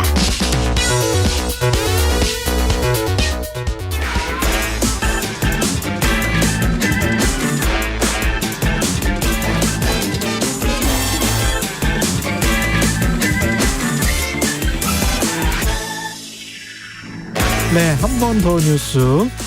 오늘은 한국경제신문의 최영찬 기자 나와 있습니다. 안녕하십니까? 예, 안녕하세요. 예, 추억에 적해하는 3040이 특히 좋아하는 것 같습니다. 더 퍼스트 슬램덩크 영화로 나왔는데 200만 관객이네요. 예, 어제 기준으로 개봉 29일 만인데요. 사실 이게 일본 애니메이션이잖아요. 일본 애니 영화가 200만 관객을 넘긴 거는 2004년 통계 집계 이후에 두 번째인데요. 2021년에 극장판 귀멸의 칼날 그 무한열차편 이후 그게 이제 215만이었고 지금 두 번째 2년 만에 한 번 역사를 썼습니다. 지금 극장가에서 사실 헐리우드 블랙버스터인 아바타가 상영 중이거든요. 그리고 대작 우리 영화인 뮤지컬 영화 영웅 이것도 이제 같은 시기 경쟁 중인데 그 가운데 지금 박스오피스 1위를 달리고 있는 겁니다. 그렇군요. 이게 90년대 초중반에 나온 만화 아니었습니까? 맞습니다. 지금 20여 년 만에 나와서 아주 인기를 구가하는데요. 90년대 초중반에 이수관 가수의 덩크슛이라는 뭐 그런 노래도 나왔었어요. 생각해 보니까 드라마도 사실 뭐 마지막 승부라고 해서 농구 관련된 것들 콘텐츠가 참 많았는데요. 이 슬림덩크를 주로 보러 가는 분들이 3040 세대입니다. 딱 저도 좀 껴있는데 사실 저도 이제 슬림덩크를 사실 보고 자란 세대고요. 포기를 모르는 남자 정대만, 뭐 불꽃 남자 뭐 이런 얘기도 이제 있고. 어쨌든 지금 CGV에 따르면은 지난 4일부터 29일까지 지난달이죠. 슬림덩크를 본 관객 중에 30, 40대 관객 비중이 전체의 79%, 10명 중 8명인 거죠. 일반적인 영화의 경우는 이 20, 30대, 40대 관객이 고르게 분포를 합니다. 근데 이 중 20대 관객이 전체 관객 수의 30%가량을 차지하는 건데 보통은 예. 이게 지금 확연히 다른 양상인 거죠. 20여 년이 흐른 뒤에도 후속작을 보기 위해 기꺼이 이제 극장으로 발걸음을 옮기는 건데 특히 당시에도 사실 이 만화 영화형 형태가 있었거든요. 예. 그 뭐 방송사에서도 이제 방영도 하고.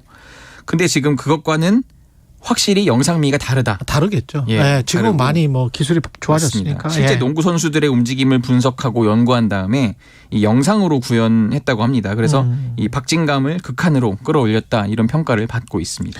만화가 주는 어떤 디테일한 모습 딱 정지돼 있을 때 그 느낌, 이미지 이거는 구현해낼 수 있을까 싶기도 한데. 사실 저도 좀 보고 싶었는데 예. 이게 극장 갈 짬이 잘 안 나더라고요. 그래서 예. 내리기 전에 한번 봐야 될 것 같긴 합니다. 만화책 단행본도 덩달아서 인기라며요. 예, 지금 어제부터 이제 이런 보도가 쏟아졌는데 이게 그 96년에 완결된 만화거든요. 예. 서점가에서 지금 역주행을 하고 있는 겁니다. 이 대원 CI라는 그 만화 출판사에서 국내 단행본을 출판하는데 지난달 4일부터 현재까지 슬램덩크 신작 재편판이라고 있습니다. 이제 30여 권 된 걸 20권으로 줄인 건데 예. 60만 부가 팔렸습니다. 60만 부? 보통은요 요즘 만화책 잘 안 보잖아요. 그렇죠. 그래서 1년에 예. 10,000권 이상 팔면은 대박이라고 해요. 그렇죠. 근데 60만 부에다가 지금 추가 주문 물량도 있다고 합니다. 그래서 이걸 합치면 다음 달 초에 100만 부를 달성을 한다고 합니다. 와, 이게 원래 작가가 누구였죠?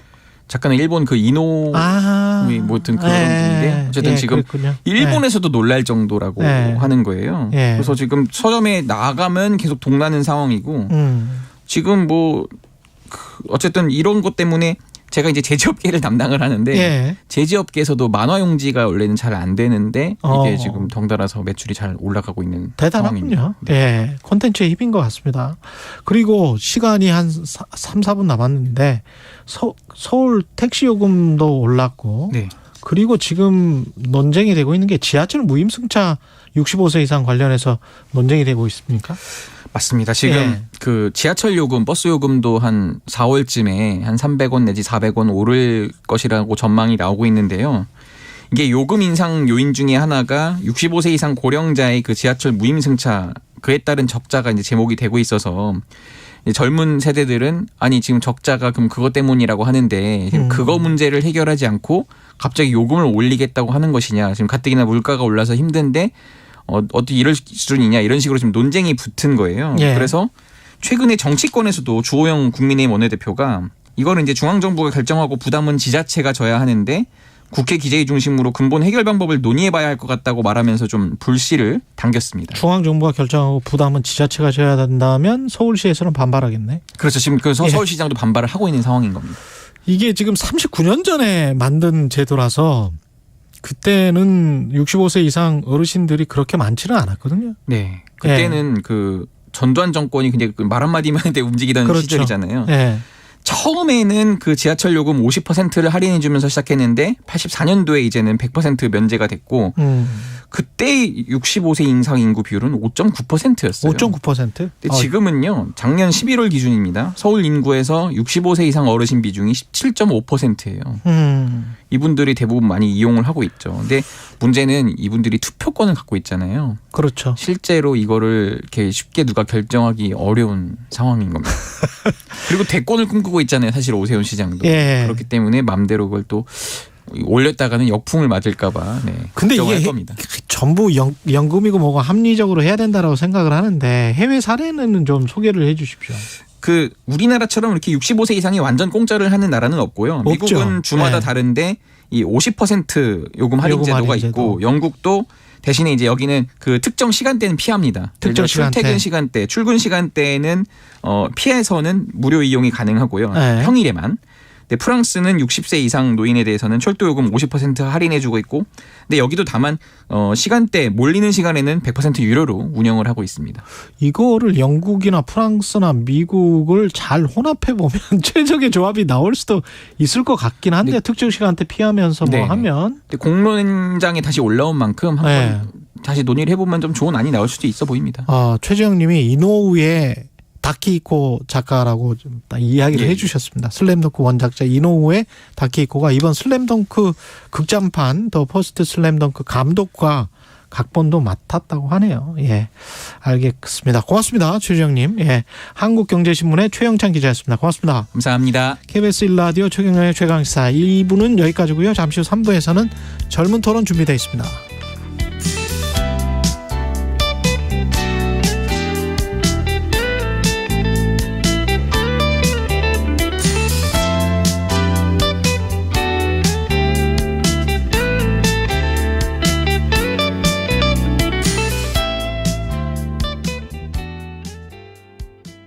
잠시 후 8시 반부터 일부 지역국에서는 해당 지역 방송을 보내드립니다. 손이 시려워 발이 시려워 겨울바람 때문에 아무리 추워도 여러분의 자산은 꽁꽁 얼면 안 되기에 오늘도 홍사원의 경제쇼는 바른 정보만 준비하겠습니다.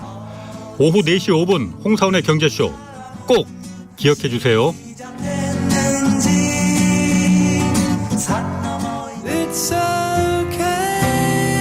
진행은 서툴지만 내용은 알찹니다. 진실의 편에서, 정의의 편에서, 약자의 편에서 뉴스를 전합니다. 주진우 라이브와 함께 더 많이, 더 오래 웃었으면 좋겠습니다. 매일 오후 5시 5분 KBS 1라디오 주진우 라이브. 지금 시각은 8시 30분입니다. KBS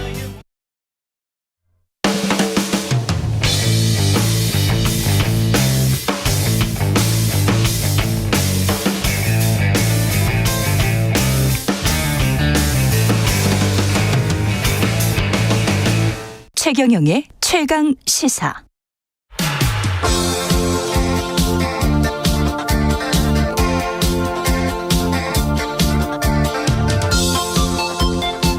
네, 젊은 정치인들과 함께하는 기운찬 코너 젊은 토론 시간입니다. 김용태 전 국민의힘 최고위원, 장경태 태태 토론, 민주당 최고위원 자리하셨습니다. 안녕하십니까? 네, 안녕하세요. 김용태입니다. 안녕하세요. 장경태입니다. 김용태 위원은 전 최고위원이었는데 현 최고위원으로도 지금 출마하고 미래 최고위원으로도 출마하셨습니다. 예, 출마 선언을 했고요. 등록을 준비하고 있습니다. 예, 그 치열합니까? 어떻습니까? 지금 현재 13-14명 정도 선언을 하신 걸로 알고 있고요. 여기서 이제 4등까지 당선되는 구조이기 때문에 컷오프도 있습니까? 이것도? 컷오프도 2월 10일 날 발표되는 걸로 알고 있고요. 8등까지. 8등까지. 예, 그렇게 알고 있습니다. 최고위원 출마하셔서 아무래도 제가 질문이 많을 수밖에 없습니다. 좀 질문 좀 하고 갈게요. 저도 우리 김용태 전 최고위원이자 최고위원진께서 앞으로 잘 좋은 성과 거둬서요. 그러면 최고위원들끼리 또 이 태태 토론을, 젊은 토론을 하게 되기 때문에 좀 환영합니다. 예, 지금 그럼 최고위원 구도는 어때요? 그 컷오프 숫자도 궁금하고 그 위에 또 이른바 이준석 그리고 당권파라고 해야 되나요? 주류 어떻습니까? 구도가? 언론에서 보기에는 언론에서 표현에 의하면 이제 친윤 대 비윤 프레임으로 잡아가는 것 같습니다. 또 윤핵관이라는 분들도 그렇게 또 원하시는 것 같고요. 아, 그래요? 예, 각 그렇게 프레임이 잡히는 그 구도 속에서 지지하는 지지층들이 다 있기 때문에 서로가 윈윈하는 구조라고 생각되는데 저는 친윤 비윤이란 프레임에는 동의하지 않습니다. 왜냐하면 당연히 대통령의 성공은 당의 성공이고 대통령의 실패는 당의 실패인데 여기에 어떻게 친윤과 비윤이 있을 수 있겠습니까? 당이 대통령의 책임과 당은 함께 가는 거라고 저는 생각되고요. 이러한 구도를 짜면서 윤핵관이라고 불리는 분들이 본인들이 본인의 어떤 이해관계에 맞지 않으면 나경원 전 의원 사태에서도 볼 수 있듯이 그냥 반윤으로 이단으로 몰아가는 것 아니겠습니까? 낙인 찍어버린다. 예, 저는 그거는 그 윤핵관이라는 분들 권력에 아부하는 이러한 분들이 본인들이 어떤 룸을 만들기 위해서 짜고 있는 프레임이라고 좀 보이고요. 여기에 있어서 친윤 비윤의 프레임은 저는 동의하지 않습니다. 저희가 비윤이라고 하지 말고 비핵관이라고 해드리죠. 네. 비핵관. 어감이 그게 더 좋네. 비핵관. 유승민 전 의원은 당대표 불출마 입장을 밝혔는데 이것도 그냥 오랫동안 낙인 찍혀온 사람이 이렇게 이제 결정을 할 수밖에 없었던 겁니까? 글쎄요, 제가 처음에 정치 시작할 때 유승민 전 대표께서 저한테 해주셨던 말씀이 기억나요. 예. 정치는 그 연꽃에서 진흙 속에서 연꽃을 피우는 거라고 말씀하셨는데 예. 그 연꽃을 피우기 위해서 오랜 기간 결정을 좀 하신 걸로 알고 있고 저는 존중합니다. 그리고 유승민 전 의원이 처음에 출마를 고민할 때 저희가 20여 년간 이어져 왔던 전당대회 룰을 변경하는 그 과정에서 이 정당 민주주의를 한번 다시 되돌아보게 됐고요. 이런 것을 한번 진짜 제대로 바로 잡아야 되지 않을까. 이번 전당대회에 많은 분들이 출마하셨는데 우리가 지난 지도체제의 변환 과정에서 정당 민주주의가 얼마나 무너졌는지를 좀 목도하고 이것을 정상화시키는데 많은 분들이 노력해야 된다고 생각합니다. 장경태 위원님, 그 폭정이라고 이야기를 했단 말이죠. 불출마 선언 때. 이거는 지금 윤석열 정부가 폭정이라는 이야기인가요? 뭐 아마도 이 집권 여당 내에서 대통령과의 각을 세우긴 쉽지는 않을 것 같고요. 그래서 이제 윤핵관 분들과 각을 세우는 과정인 거라고 이해하고 있고요. 윤핵관이 폭정을 하고 있다. 윤핵관에 의해서 당원 당규 개정을 포함한 국민의힘의 지금 룰이 자기들 마음대로 지금 바꾼 건 아니겠습니까? 그리고 있지도 않았던 결선 투표제 도입하고 당원 100% 하면서 심지어 후보에 대한 저격까지. 저는 초선 의원님들이 연판장 돌리는 거 보면서 보통 출마를 해달라고 요청하거나 간곡한 부탁을 하기 위해서 연판장을 돌리지 하지 말라고 연판장 돌리는 거 또 처음 봤어요. 그래가지고 나경원 후보도 불출마시키고 결국 유승민 후보도 굴복시키는 과정 아니겠습니까? 그 그래서 과정이 폭정이다. 폭정이죠. 네. 누가 봐도. 저는 그 집단 린치 가하는 과정은 굉장히 잘못됐고 비판받아야 된다고 생각해요. 집단 린치다. 예, 그 초선 의원들이 연판장 돌리는 것 말도 안 되죠. 근데 초선 의원은 홍위병 이런 단어를 정권 홍위병 같은 느낌이잖아요. 우리가 권력을 대변할 것이 아니라 가치를 대변해야 되는 것이 민주주의잖아요. 근데 한편으로는 좀 더 이해가 돼요. 그렇게 줄을 서야 공천을 받을 수 있는 구조가 저희 정치권의 구조잖아요. 장경태 의원님 이재명 대표 옆에서 꼭 붙어가지고 하시는 것처럼 저는 장경태 의원님의 가치가 거기가 아니라고 생각되는데 그런 일련의 과정들만 보더라도 우리 정치권이 줄서기에 되게 익숙하다 보니까 저는 이 세태도 뿌리 뽑아야 된다고 생각하고요.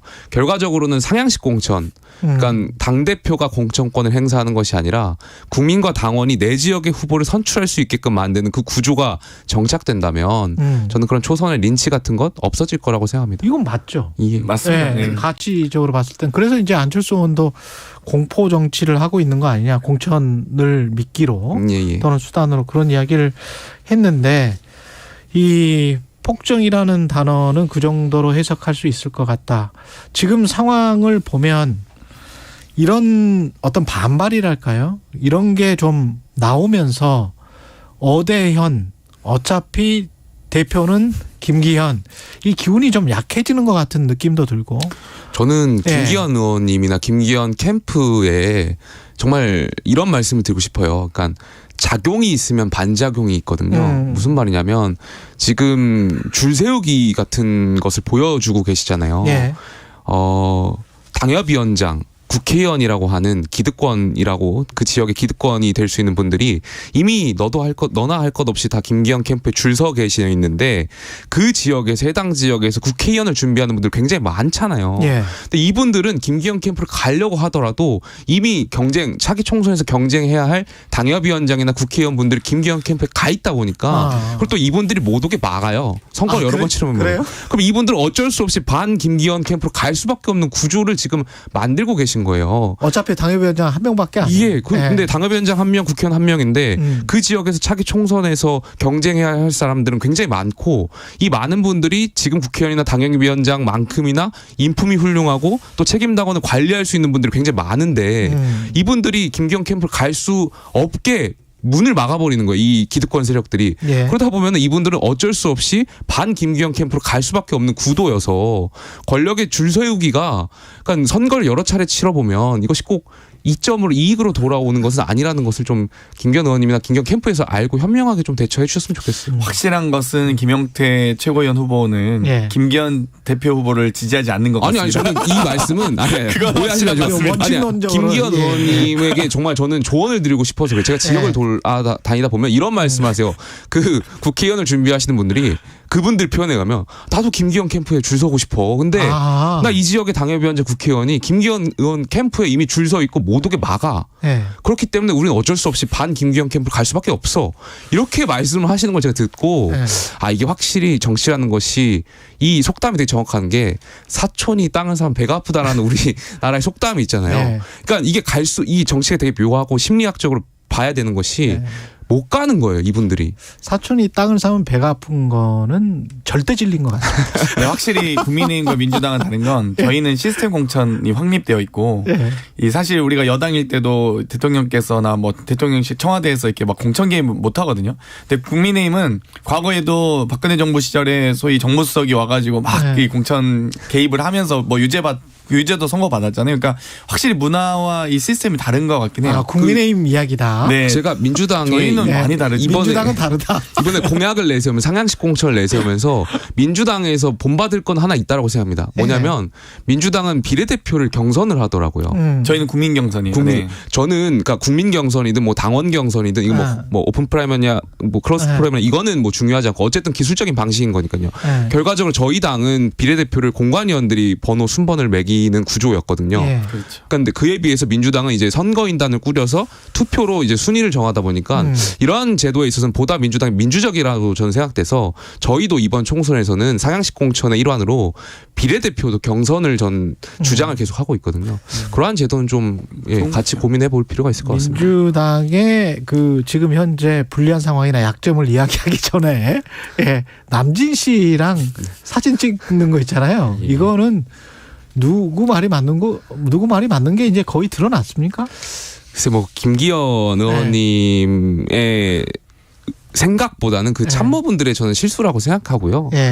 굉장히 좀 부끄러웠죠. 이러한 일이 국민들이 보시기에 얼마나 코미디 같은 상황이었을까요. 그래서 아마 이것에 대해서는 뭐 해명하고 하는 것보다 빨리 이미 김기현 의원님께서 유감 표명하셨으니까요. 살다 허위 응원은 또 처음 봤습니다. 그러니까 지금 김기현 대표 후보가 저를 응원하겠다며 꽃다발까지 준비해준 김연경 선수와 남진 선생님께 감사드린다라고 쓰셨어요. 공식적으로. 공식 멘트잖아요. 그런데 남진 선생님의 이제 인터뷰를 보면 갑자기 나타나서 2, 3분가량 만났다. 이거는 뭐 사진 찍으러 왔다는 얘기고요. 들고 있는 꽃도 그쪽이 준비한 거다. 이거 완전 허위사실 유포 아닙니까? 이 정도면 거의 뭐 허무맹랑한 얘기를 하신 거죠. 그래서 물론 이제 유감 표명하셨으니까 뭐 저도 여기에 대해서 뭐 더 지적하진 않겠습니다만 이렇게 오버하시면 안 됩니다. 선거도 하면서 이렇게 특히 허위사실 유포 있지도 않은 사실을 만드는 건 안 됩니다. 그러니까 저희 당의 전당대회가 확실히 그 민주당의 전당대회보다는 재밌거든요. 그러니까 지난 이준석 대표 체제 전당대회에서도 재밌었고요. 엎치락뒤치락. 지금 전당대회도 사실 민주당 전당대회보다는 훨씬 확실히 국민의힘이 역동적인 건 맞는 것 같아요. 막 당 대표도 탄핵시키고 윤리위에서 징계주고 막 저희는 막 방탄 뭐 정당이다 이렇게 뭐 비판하시지만.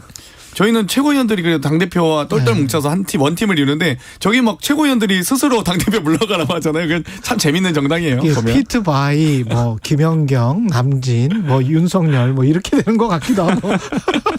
그러니까 이런 저희 전당대회 구도가 당권 주자분들이나 아니면 최고위원, 뭐 청년 최고위원 후보들 모두한테 드리고 싶은 말씀은 뭐 누구랑 친하다, 뭐 대통령하고 친하다, 뭐 연예인하고 친하다 이게 중요한 것이 아니라 우리가 내년 총선에서 어떻게 승리할 것이냐, 그리고 어떻게 대통령께서 말씀하신 그 3대 개혁 과제를 완수할 것이냐, 실행을 어떻게 할 것이냐 이 부분에 대해서 초점을 좀 맞춰서 근데 경쟁해야 되고 그렇게 해야 되는데 대통령실이 후보를 막 이 정말 폭정을 한다든지 아니면 김건희 여사가 사실상 전당대에 개입하고 있는 거 아닙니까? 보통 좀 있다. 정말 민주당 이야기 답답합니다.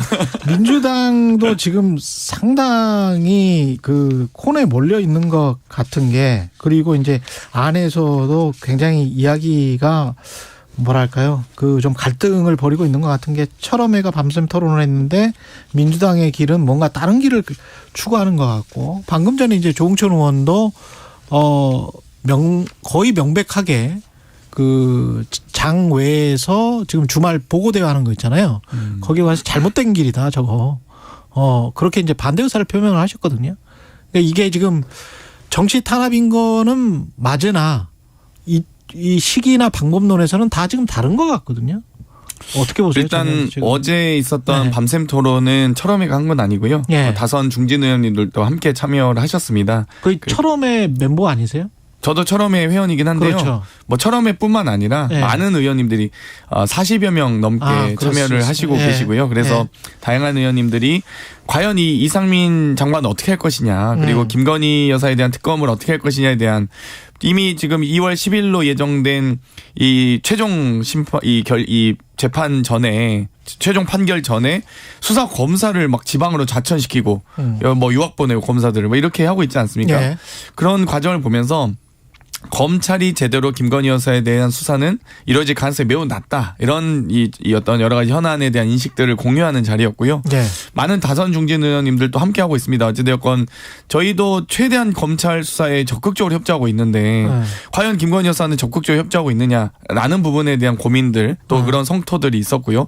지금 이태원 참사 있고 나서 결과 보고서 채택 조차 못하지 않았습니까? 뭐 여당은 집권 여당은 빠졌습니다. 저희가 반대 의견이든 이견이든 다 같이 담자, 결과 보고서 채택이라도 하자 했는데, 그럴 거면 채택도 안 할 거면 국정조사특위위원 왜 참여했습니까? 여당은 참여는 다 해놓고 그것도 방해하다가 지역구 관리나 하다가 결국 채택도 안 하고, 이런 부분에 대한 여러 가지 현안에 대한 인식들이 있었고요. 오늘 이제 의총이 있기 때문에 그 의총에 앞서서 저희가 그런 논의를 했던 자리를 가졌습니다. 그리고 마찬가지로 이번 주 토요일 날 이 장애 집회라고 이제 뭐 물론 편의상 표현하긴 하는데 언론에서는 저희는 대국민 보고대를 서울에서 개최를 하는 것이고요. 당위성이 있다. 그리고 이제 워낙 많은 분들이 참여하실 것으로 예상되기 때문에 아무래도 지방보다는 서울이 무조건 많다고 보기 때문에 이 실내 공간을 찾을 수가 없었습니다. 그래서 우리가 이제 좀 더 넓은 공간에 사게 된 것이다라고 다시 한번 말씀드립니다. 아까 그 조홍천 의원이 이런 이야기더라고요. 그러니까 떼놓게 해야 되는데, 그러니까 이재명 당대표가 수사받는 것과 김건희 여사의 수사가 미진한 것이 좀 분리돼야 방탄국회 소리를 덜 듣는데, 또는 안 듣는데, 이게 자꾸 겹쳐지게 지금 민주당이 행동을 하는 것 같다. 그거는 어떻게 생각하십니까? 그런 의견에 관해서는? 저희는 같은 문제가 아니라고 생각하거든요. 그러니까 많은 국민들께서 성역 없는 수사, 공정한 수사 바라고 있다고 생각하고요. 거기에 부응해서 대표께서는 열심히 최선을 다하고 계십니다. 그렇기 때문에 그거는 저희는 크게 뭐 거론할 이유가 없다고 생각하고요. 오히려 김건희 여사에 대한 수사를 저희는 촉구하는 차원이죠. 이재명 대표 수사를 어떻게 하든, 뭐 본인들이 뭐 검찰이 설마 이재명 대표에 대한 수사를 봐주기 수사하겠습니까? 그러니까 저희가 뭐 봐달라는 얘기도 아니고 열심히 하겠다. 이제 뭐 거기에 대한 저희는 의견은 없습니다. 알아서 이제 검찰이 최선을 다해서 수사하고 있으니까요. 다만 김건희 여사 수사를 왜 안 하냐라는 촉구하는 차원에서 저희가 얘기 드리고 있습니다. 국민의 한 사람으로 봤을 때요, 의원님께서 너무 그 당에 매몰되셔서 모르나 본데, 철험회나 저희 당의 윤핵관이나 저는 본질적으로 다르지 않다고 생각해요. 결과적으로 권력에 아부하고 눈과 귀를 다 막아가지고 당원들 눈기 막고 선동해가지고 권력을 어떻게든 한 줌이라도 더 영위해 보려고 지금 하는 것처럼 보이는 최소한 세태가. 철험에는 당대표를 탄핵시키진 않습니다. 그리고 철험에는 당 주류도 아니고 초선들 10명 모여있는 데인데 윤핵관 다 다선 중진들이잖아요. 그러니까 저희는 소장파죠. 철험에는. 소장파다. 저는 아까 그 조홍천 의원님께서 조금 전에 말씀하신 거에 동의를 하는데, 그러니까 민주당이 지금 이 상황에서 계속 이재명 대표의 사법 리스크에 더 나아가서 이것을 막기 위해서, 프레임을 전환하기 위해서 김건희 여사를 물고 늘어지는 이러한 모습들은 국민들이 봤을 때는 전 물타기라고밖에 안 보여요. 그러니까 김건희 여사에 대한 어떤 새로운 그러한 의혹들, 이런 것은 당연히 수사 과정에서 뭐 공판검사가 했던 말씀들이었으니까 당연히 수사 과정과 대통령실이 적당히 여기에 대해서 국민들이 의심이 없도록 해명하고 수사에서도 전 공정한 수사가 있어야 된다고 생각하는데, 대통령실이 직접 또는 대통령이 직접 검찰이 엄정하게 수사해라, 이런 어떤 워딩이나 메시지가 나오면 좋지 않을까요? 저는 그렇게 생각합니다. 대통령께서 강조하셨던 것도 공정이고 헌법주의, 뭐 원칙주의를 늘 강조하셨던 분이니까 이러한 부분에 있어서 특히 친인척 뭐 이러한 분들에 있어서는 대통령께서 먼저 해명하시고 또 수사기관의 공정한 수사를 촉구하나 이런 발언들을 하신다면 국민들이 좀 의혹이나 이런 거 좀 해소되는데 영향이 있지 않을까 싶습니다. 그렇게 할까요? 지금까지는 지금까지 사과도 안 하신 분이 뭐 공정한 수사 얘기하시겠습니까? 뭐 사과해라 했더니 개사과 하나 올리시고 이런 분이니까요. 먼저 그것까지도 사실 기대는 하지 않습니다. 대통령의 워딩이 도이치모터스 주가 조작 제대로 수사하라라고 나오겠습니까, 솔직히. 그리고 그런 보고가 올라갔을 겁니다. 아마. 근데 뭐 제가 더 정확하게 말씀 못 드리겠지만 어찌됐건 또 고발 당하시면 안 돼요. 네, 제가 또 하도 고발하는 정권이다 보니까 왜 대통령실을 이용하는지 모르겠어요. 김건희 여사 본인이 직접 고소하시지. 어찌되었건 여러 가지 그 공정한 수사에 대한 부분 저는 정권 5년은 짧습니다. 이제 불과 4년 남았는데요. 4년 후에 충분히 또 수사받지 마시고 괜히 또 뭐 그 전에 뭐 여러 가지 논란에 휩싸이지 마시고 저는 오히려 좀 저희가 오히려 요청드리고 싶어요. 방금 조홍천 의원님께서 얘기하셨듯이 윤석열 대통령이 김건희 여사의 의혹과 선을 그으셔야 됩니다. 오히려 확실하게 그으시고 저는 오히려 윤석열 대통령이 국정 운영에 전념하시고 김건희 여사의 주가 조작 관련된 뭐 논문 표절 관련된 뭐 양평 공지구 땅 투기에 대한 부분과 명확하게 장모와 여사에 대한 선을 그으셔야 그래야 저희도 대여 투쟁을 혹은 여당에 대한 집권 여당에 대한 비판을 좀 줄일 수 있죠. 왜 굳이 자꾸 이렇게 뭔가 이 엄호하듯이 보호하듯이 하시면 안 된다는 의원님께서 거죠. 말씀하신데 그런 것을 촉구하려면 민주당의 철험의 의원분들은 이재명 대표 죄송합니다. 이재명 대표에 대한 지금 일련의 의혹들 있잖아요. 김성태 쌍방울 전 회장의 어떤 진술이 새롭게 나오는 진술에 대해서도 여기에 대해서도 이재명 대표한테 똑같이 촉구하셔야 돼요. 이게 정말 다른 게요. 민주당의 초선들은 대여 투쟁하고요. 국민의힘의 초선들은 연판장 돌리고 나경원 불출마하고 이런 거예요. 당내 투쟁하시잖아요. 그게 다른 겁니다. 그러니까 저는 민주당보다 저희 국민의힘 더 민주적이라고 생각되고요. 그러니까 철험의 분들이 이재명 대표를 향해서 똑같이 여기에 대해서 명확하게 입장을 밝혀라고 계속 말씀하셔야 되는데 그 쌍방울권 관련해서도 김성태 회장의 진술이 계속 나오고 언론에 나오고 있음에도 불구하고 그 북한의 300만 달러인가요? 500만 달러를 가기 위해서 그 진술들이 되게 어떻게 보면 되게 놀랄만한 진술이 나오고 있는데 여기에 대해서 민주당의 입장은 그때는 북한과의 관계가 경색되었다 이런 말도 안 되는 해명만 하고 있으니까 듣던 중 허무맹랑한 얘기라고 보는데 조만간 아마 검찰이 국가보안법 위반으로 이재명 대표를 기소하지 않을까 이런 생각도 들 정도로 이제는 뭐 국가보안법도 가지고 오고 참 대단합니다. 2019년 당시에 남북관계가 경색됐기 때문에요. 이 대북 송금 관련된 문제는요. 민주당에 따질 문제가 아니고요. 이거는 이 UN 제재와 미국 제재가 이미 대북 제재가 있는 과정이기 때문에 미국 CIA도 아마 압수수색 하셔야 될 겁니다. 아니 지금 그 관련된 문건들이 지금 나오고 있는데. 아니 대북 송금했는데 CIA 몰래 줬다고 해요. 저희가 미국과 UN에 의해서 대북 제재가 지금 같이 국제 공조가 같이 이루어지고 있는데 우리가 단독으로 줬다고요? 그거 정확히 말씀하셔야 돼요. 문둥그려서 넘어가실 것이 아니라 여기에 대해서는 반드시 명확한 입장을 좀 유엔과 내놓으셔야 돼요. 미국의 대북 제재는요.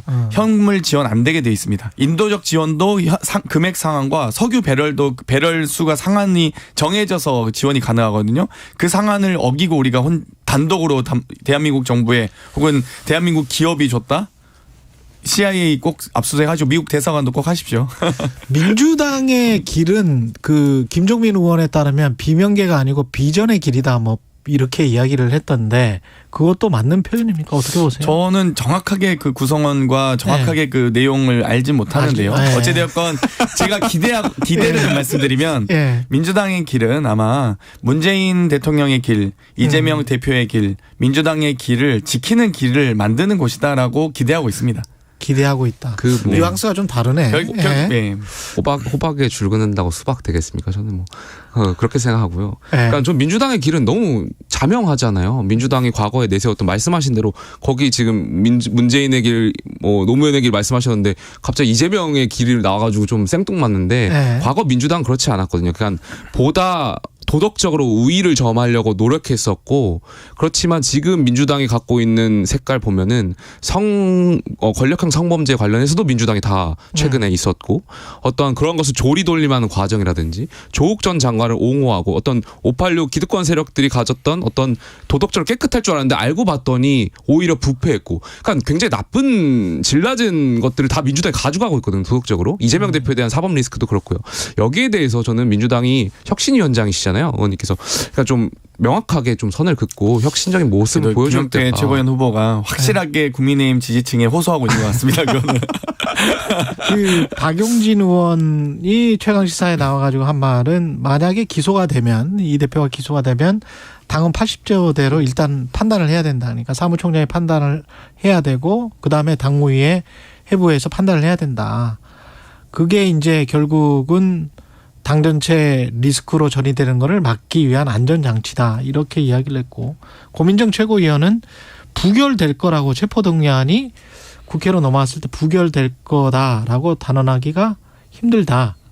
이게 이제 그 국회의원들 지금 민주당 국회의원들 생각이 다양한 것 같은데 어떻게 보세요? 이 고민정 최고위원의 말도 굉장히 흥미로운데.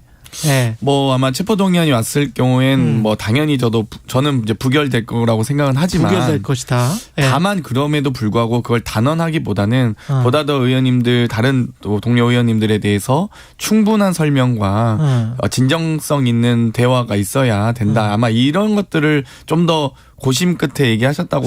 차라리 제가 아까 대통령한테 그렇게 하는 게 낫지 않겠냐라고 말씀드렸던 것처럼 이재명 당대표도 나 그냥 가결시켜줘라. 그리고 내 구속영장 실질심사 청구받고 사법부에서 그냥 판단을 받아볼랜다. 이렇게 가는 방법은 어때요? 아니 지금 정확하게요. 체포동의안이지 수사동의안이 아닙니다. 그렇죠. 수사는 충분히 받고 있고 충분히 하고 있고 출석하라면 하고 오라면 오고 가라면 가고 하고 있는데 여기에 대해서 이제 체포동의안은 구속하겠다는 거거든요. 사실상 구속수사를 하겠다는 건데 아니 집권 여당 아니지만 그러니까 원내 제1당 대표가 지금 뭐 압수수색도 다 당했는데 증거인멸의 우려가 있습니까? 뭐 갑자기 도주의 우려가 있습니까? 저희가 당대표 때려치고 증거인멸의 도망가겠습니까? 우려는 있죠. 아니 240번 이미 압수수색했고요. 중앙당사도 침탈당했고요. 국회 본청도 압수수색하셨어요.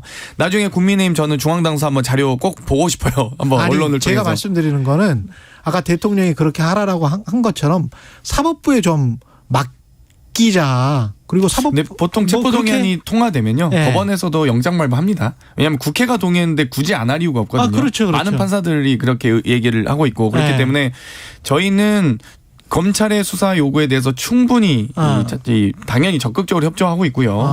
압수수색도 이미 적극적으로 당하고 있습니다. 그렇기 때문에 오히려 구속 수사에 대해서는 어찌됐건 불구속 수사의 원칙이라든지 충분히 방어권은 보장받아야 된다라고 생각하고 또 이 민생 집권 여당이 민생을 안 챙기다 보니까 오히려 민주당이 지금 난방비 폭탄에 대한 우려를 제기했고 제가 제일 먼저 제기했습니다. 저 설 연휴 전에 최고위에서 모두 발언했고 난방비 폭탄에 대해서 12만 원 나오던 난방비가 25만 원 나왔다고 제기하다 보니까 이제서야 난방비 바우처 그나마 찔끔하셨잖아요.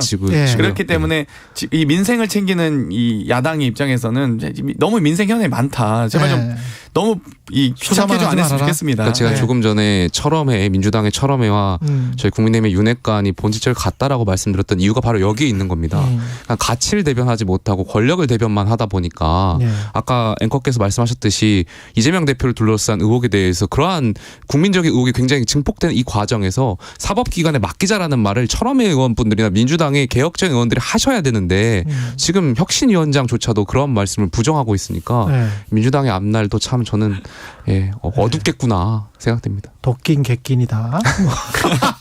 이런 게 전형적인 물타기죠. 이런 건 전형적인 물타기다. 왜냐하면 압수수색 240번 당한 사람과 압수수색 단 한 번도 안 당하고 소환 한 번도 안 당한 김건희 여사 를 옹호하고 있는 그리고 자기들 당대표 쫓아내고 또 당대표 후보 불출마라고 연판장 돌린 초선이 48명이나 있는 정당에 살 말은 아니죠. 50보와 100보는 50보 차이나 난다.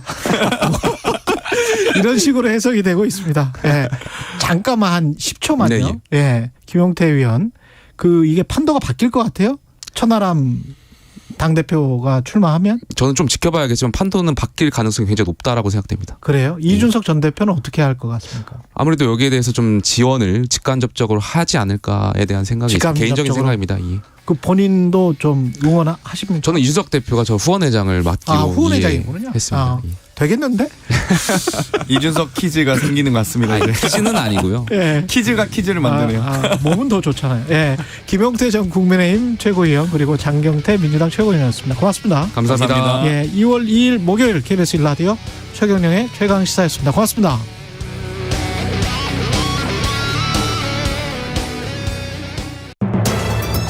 겨울철 한파와 폭설로 인한 피해를 예방하기 위해서는 먼저 한파 소식이 들리면 수도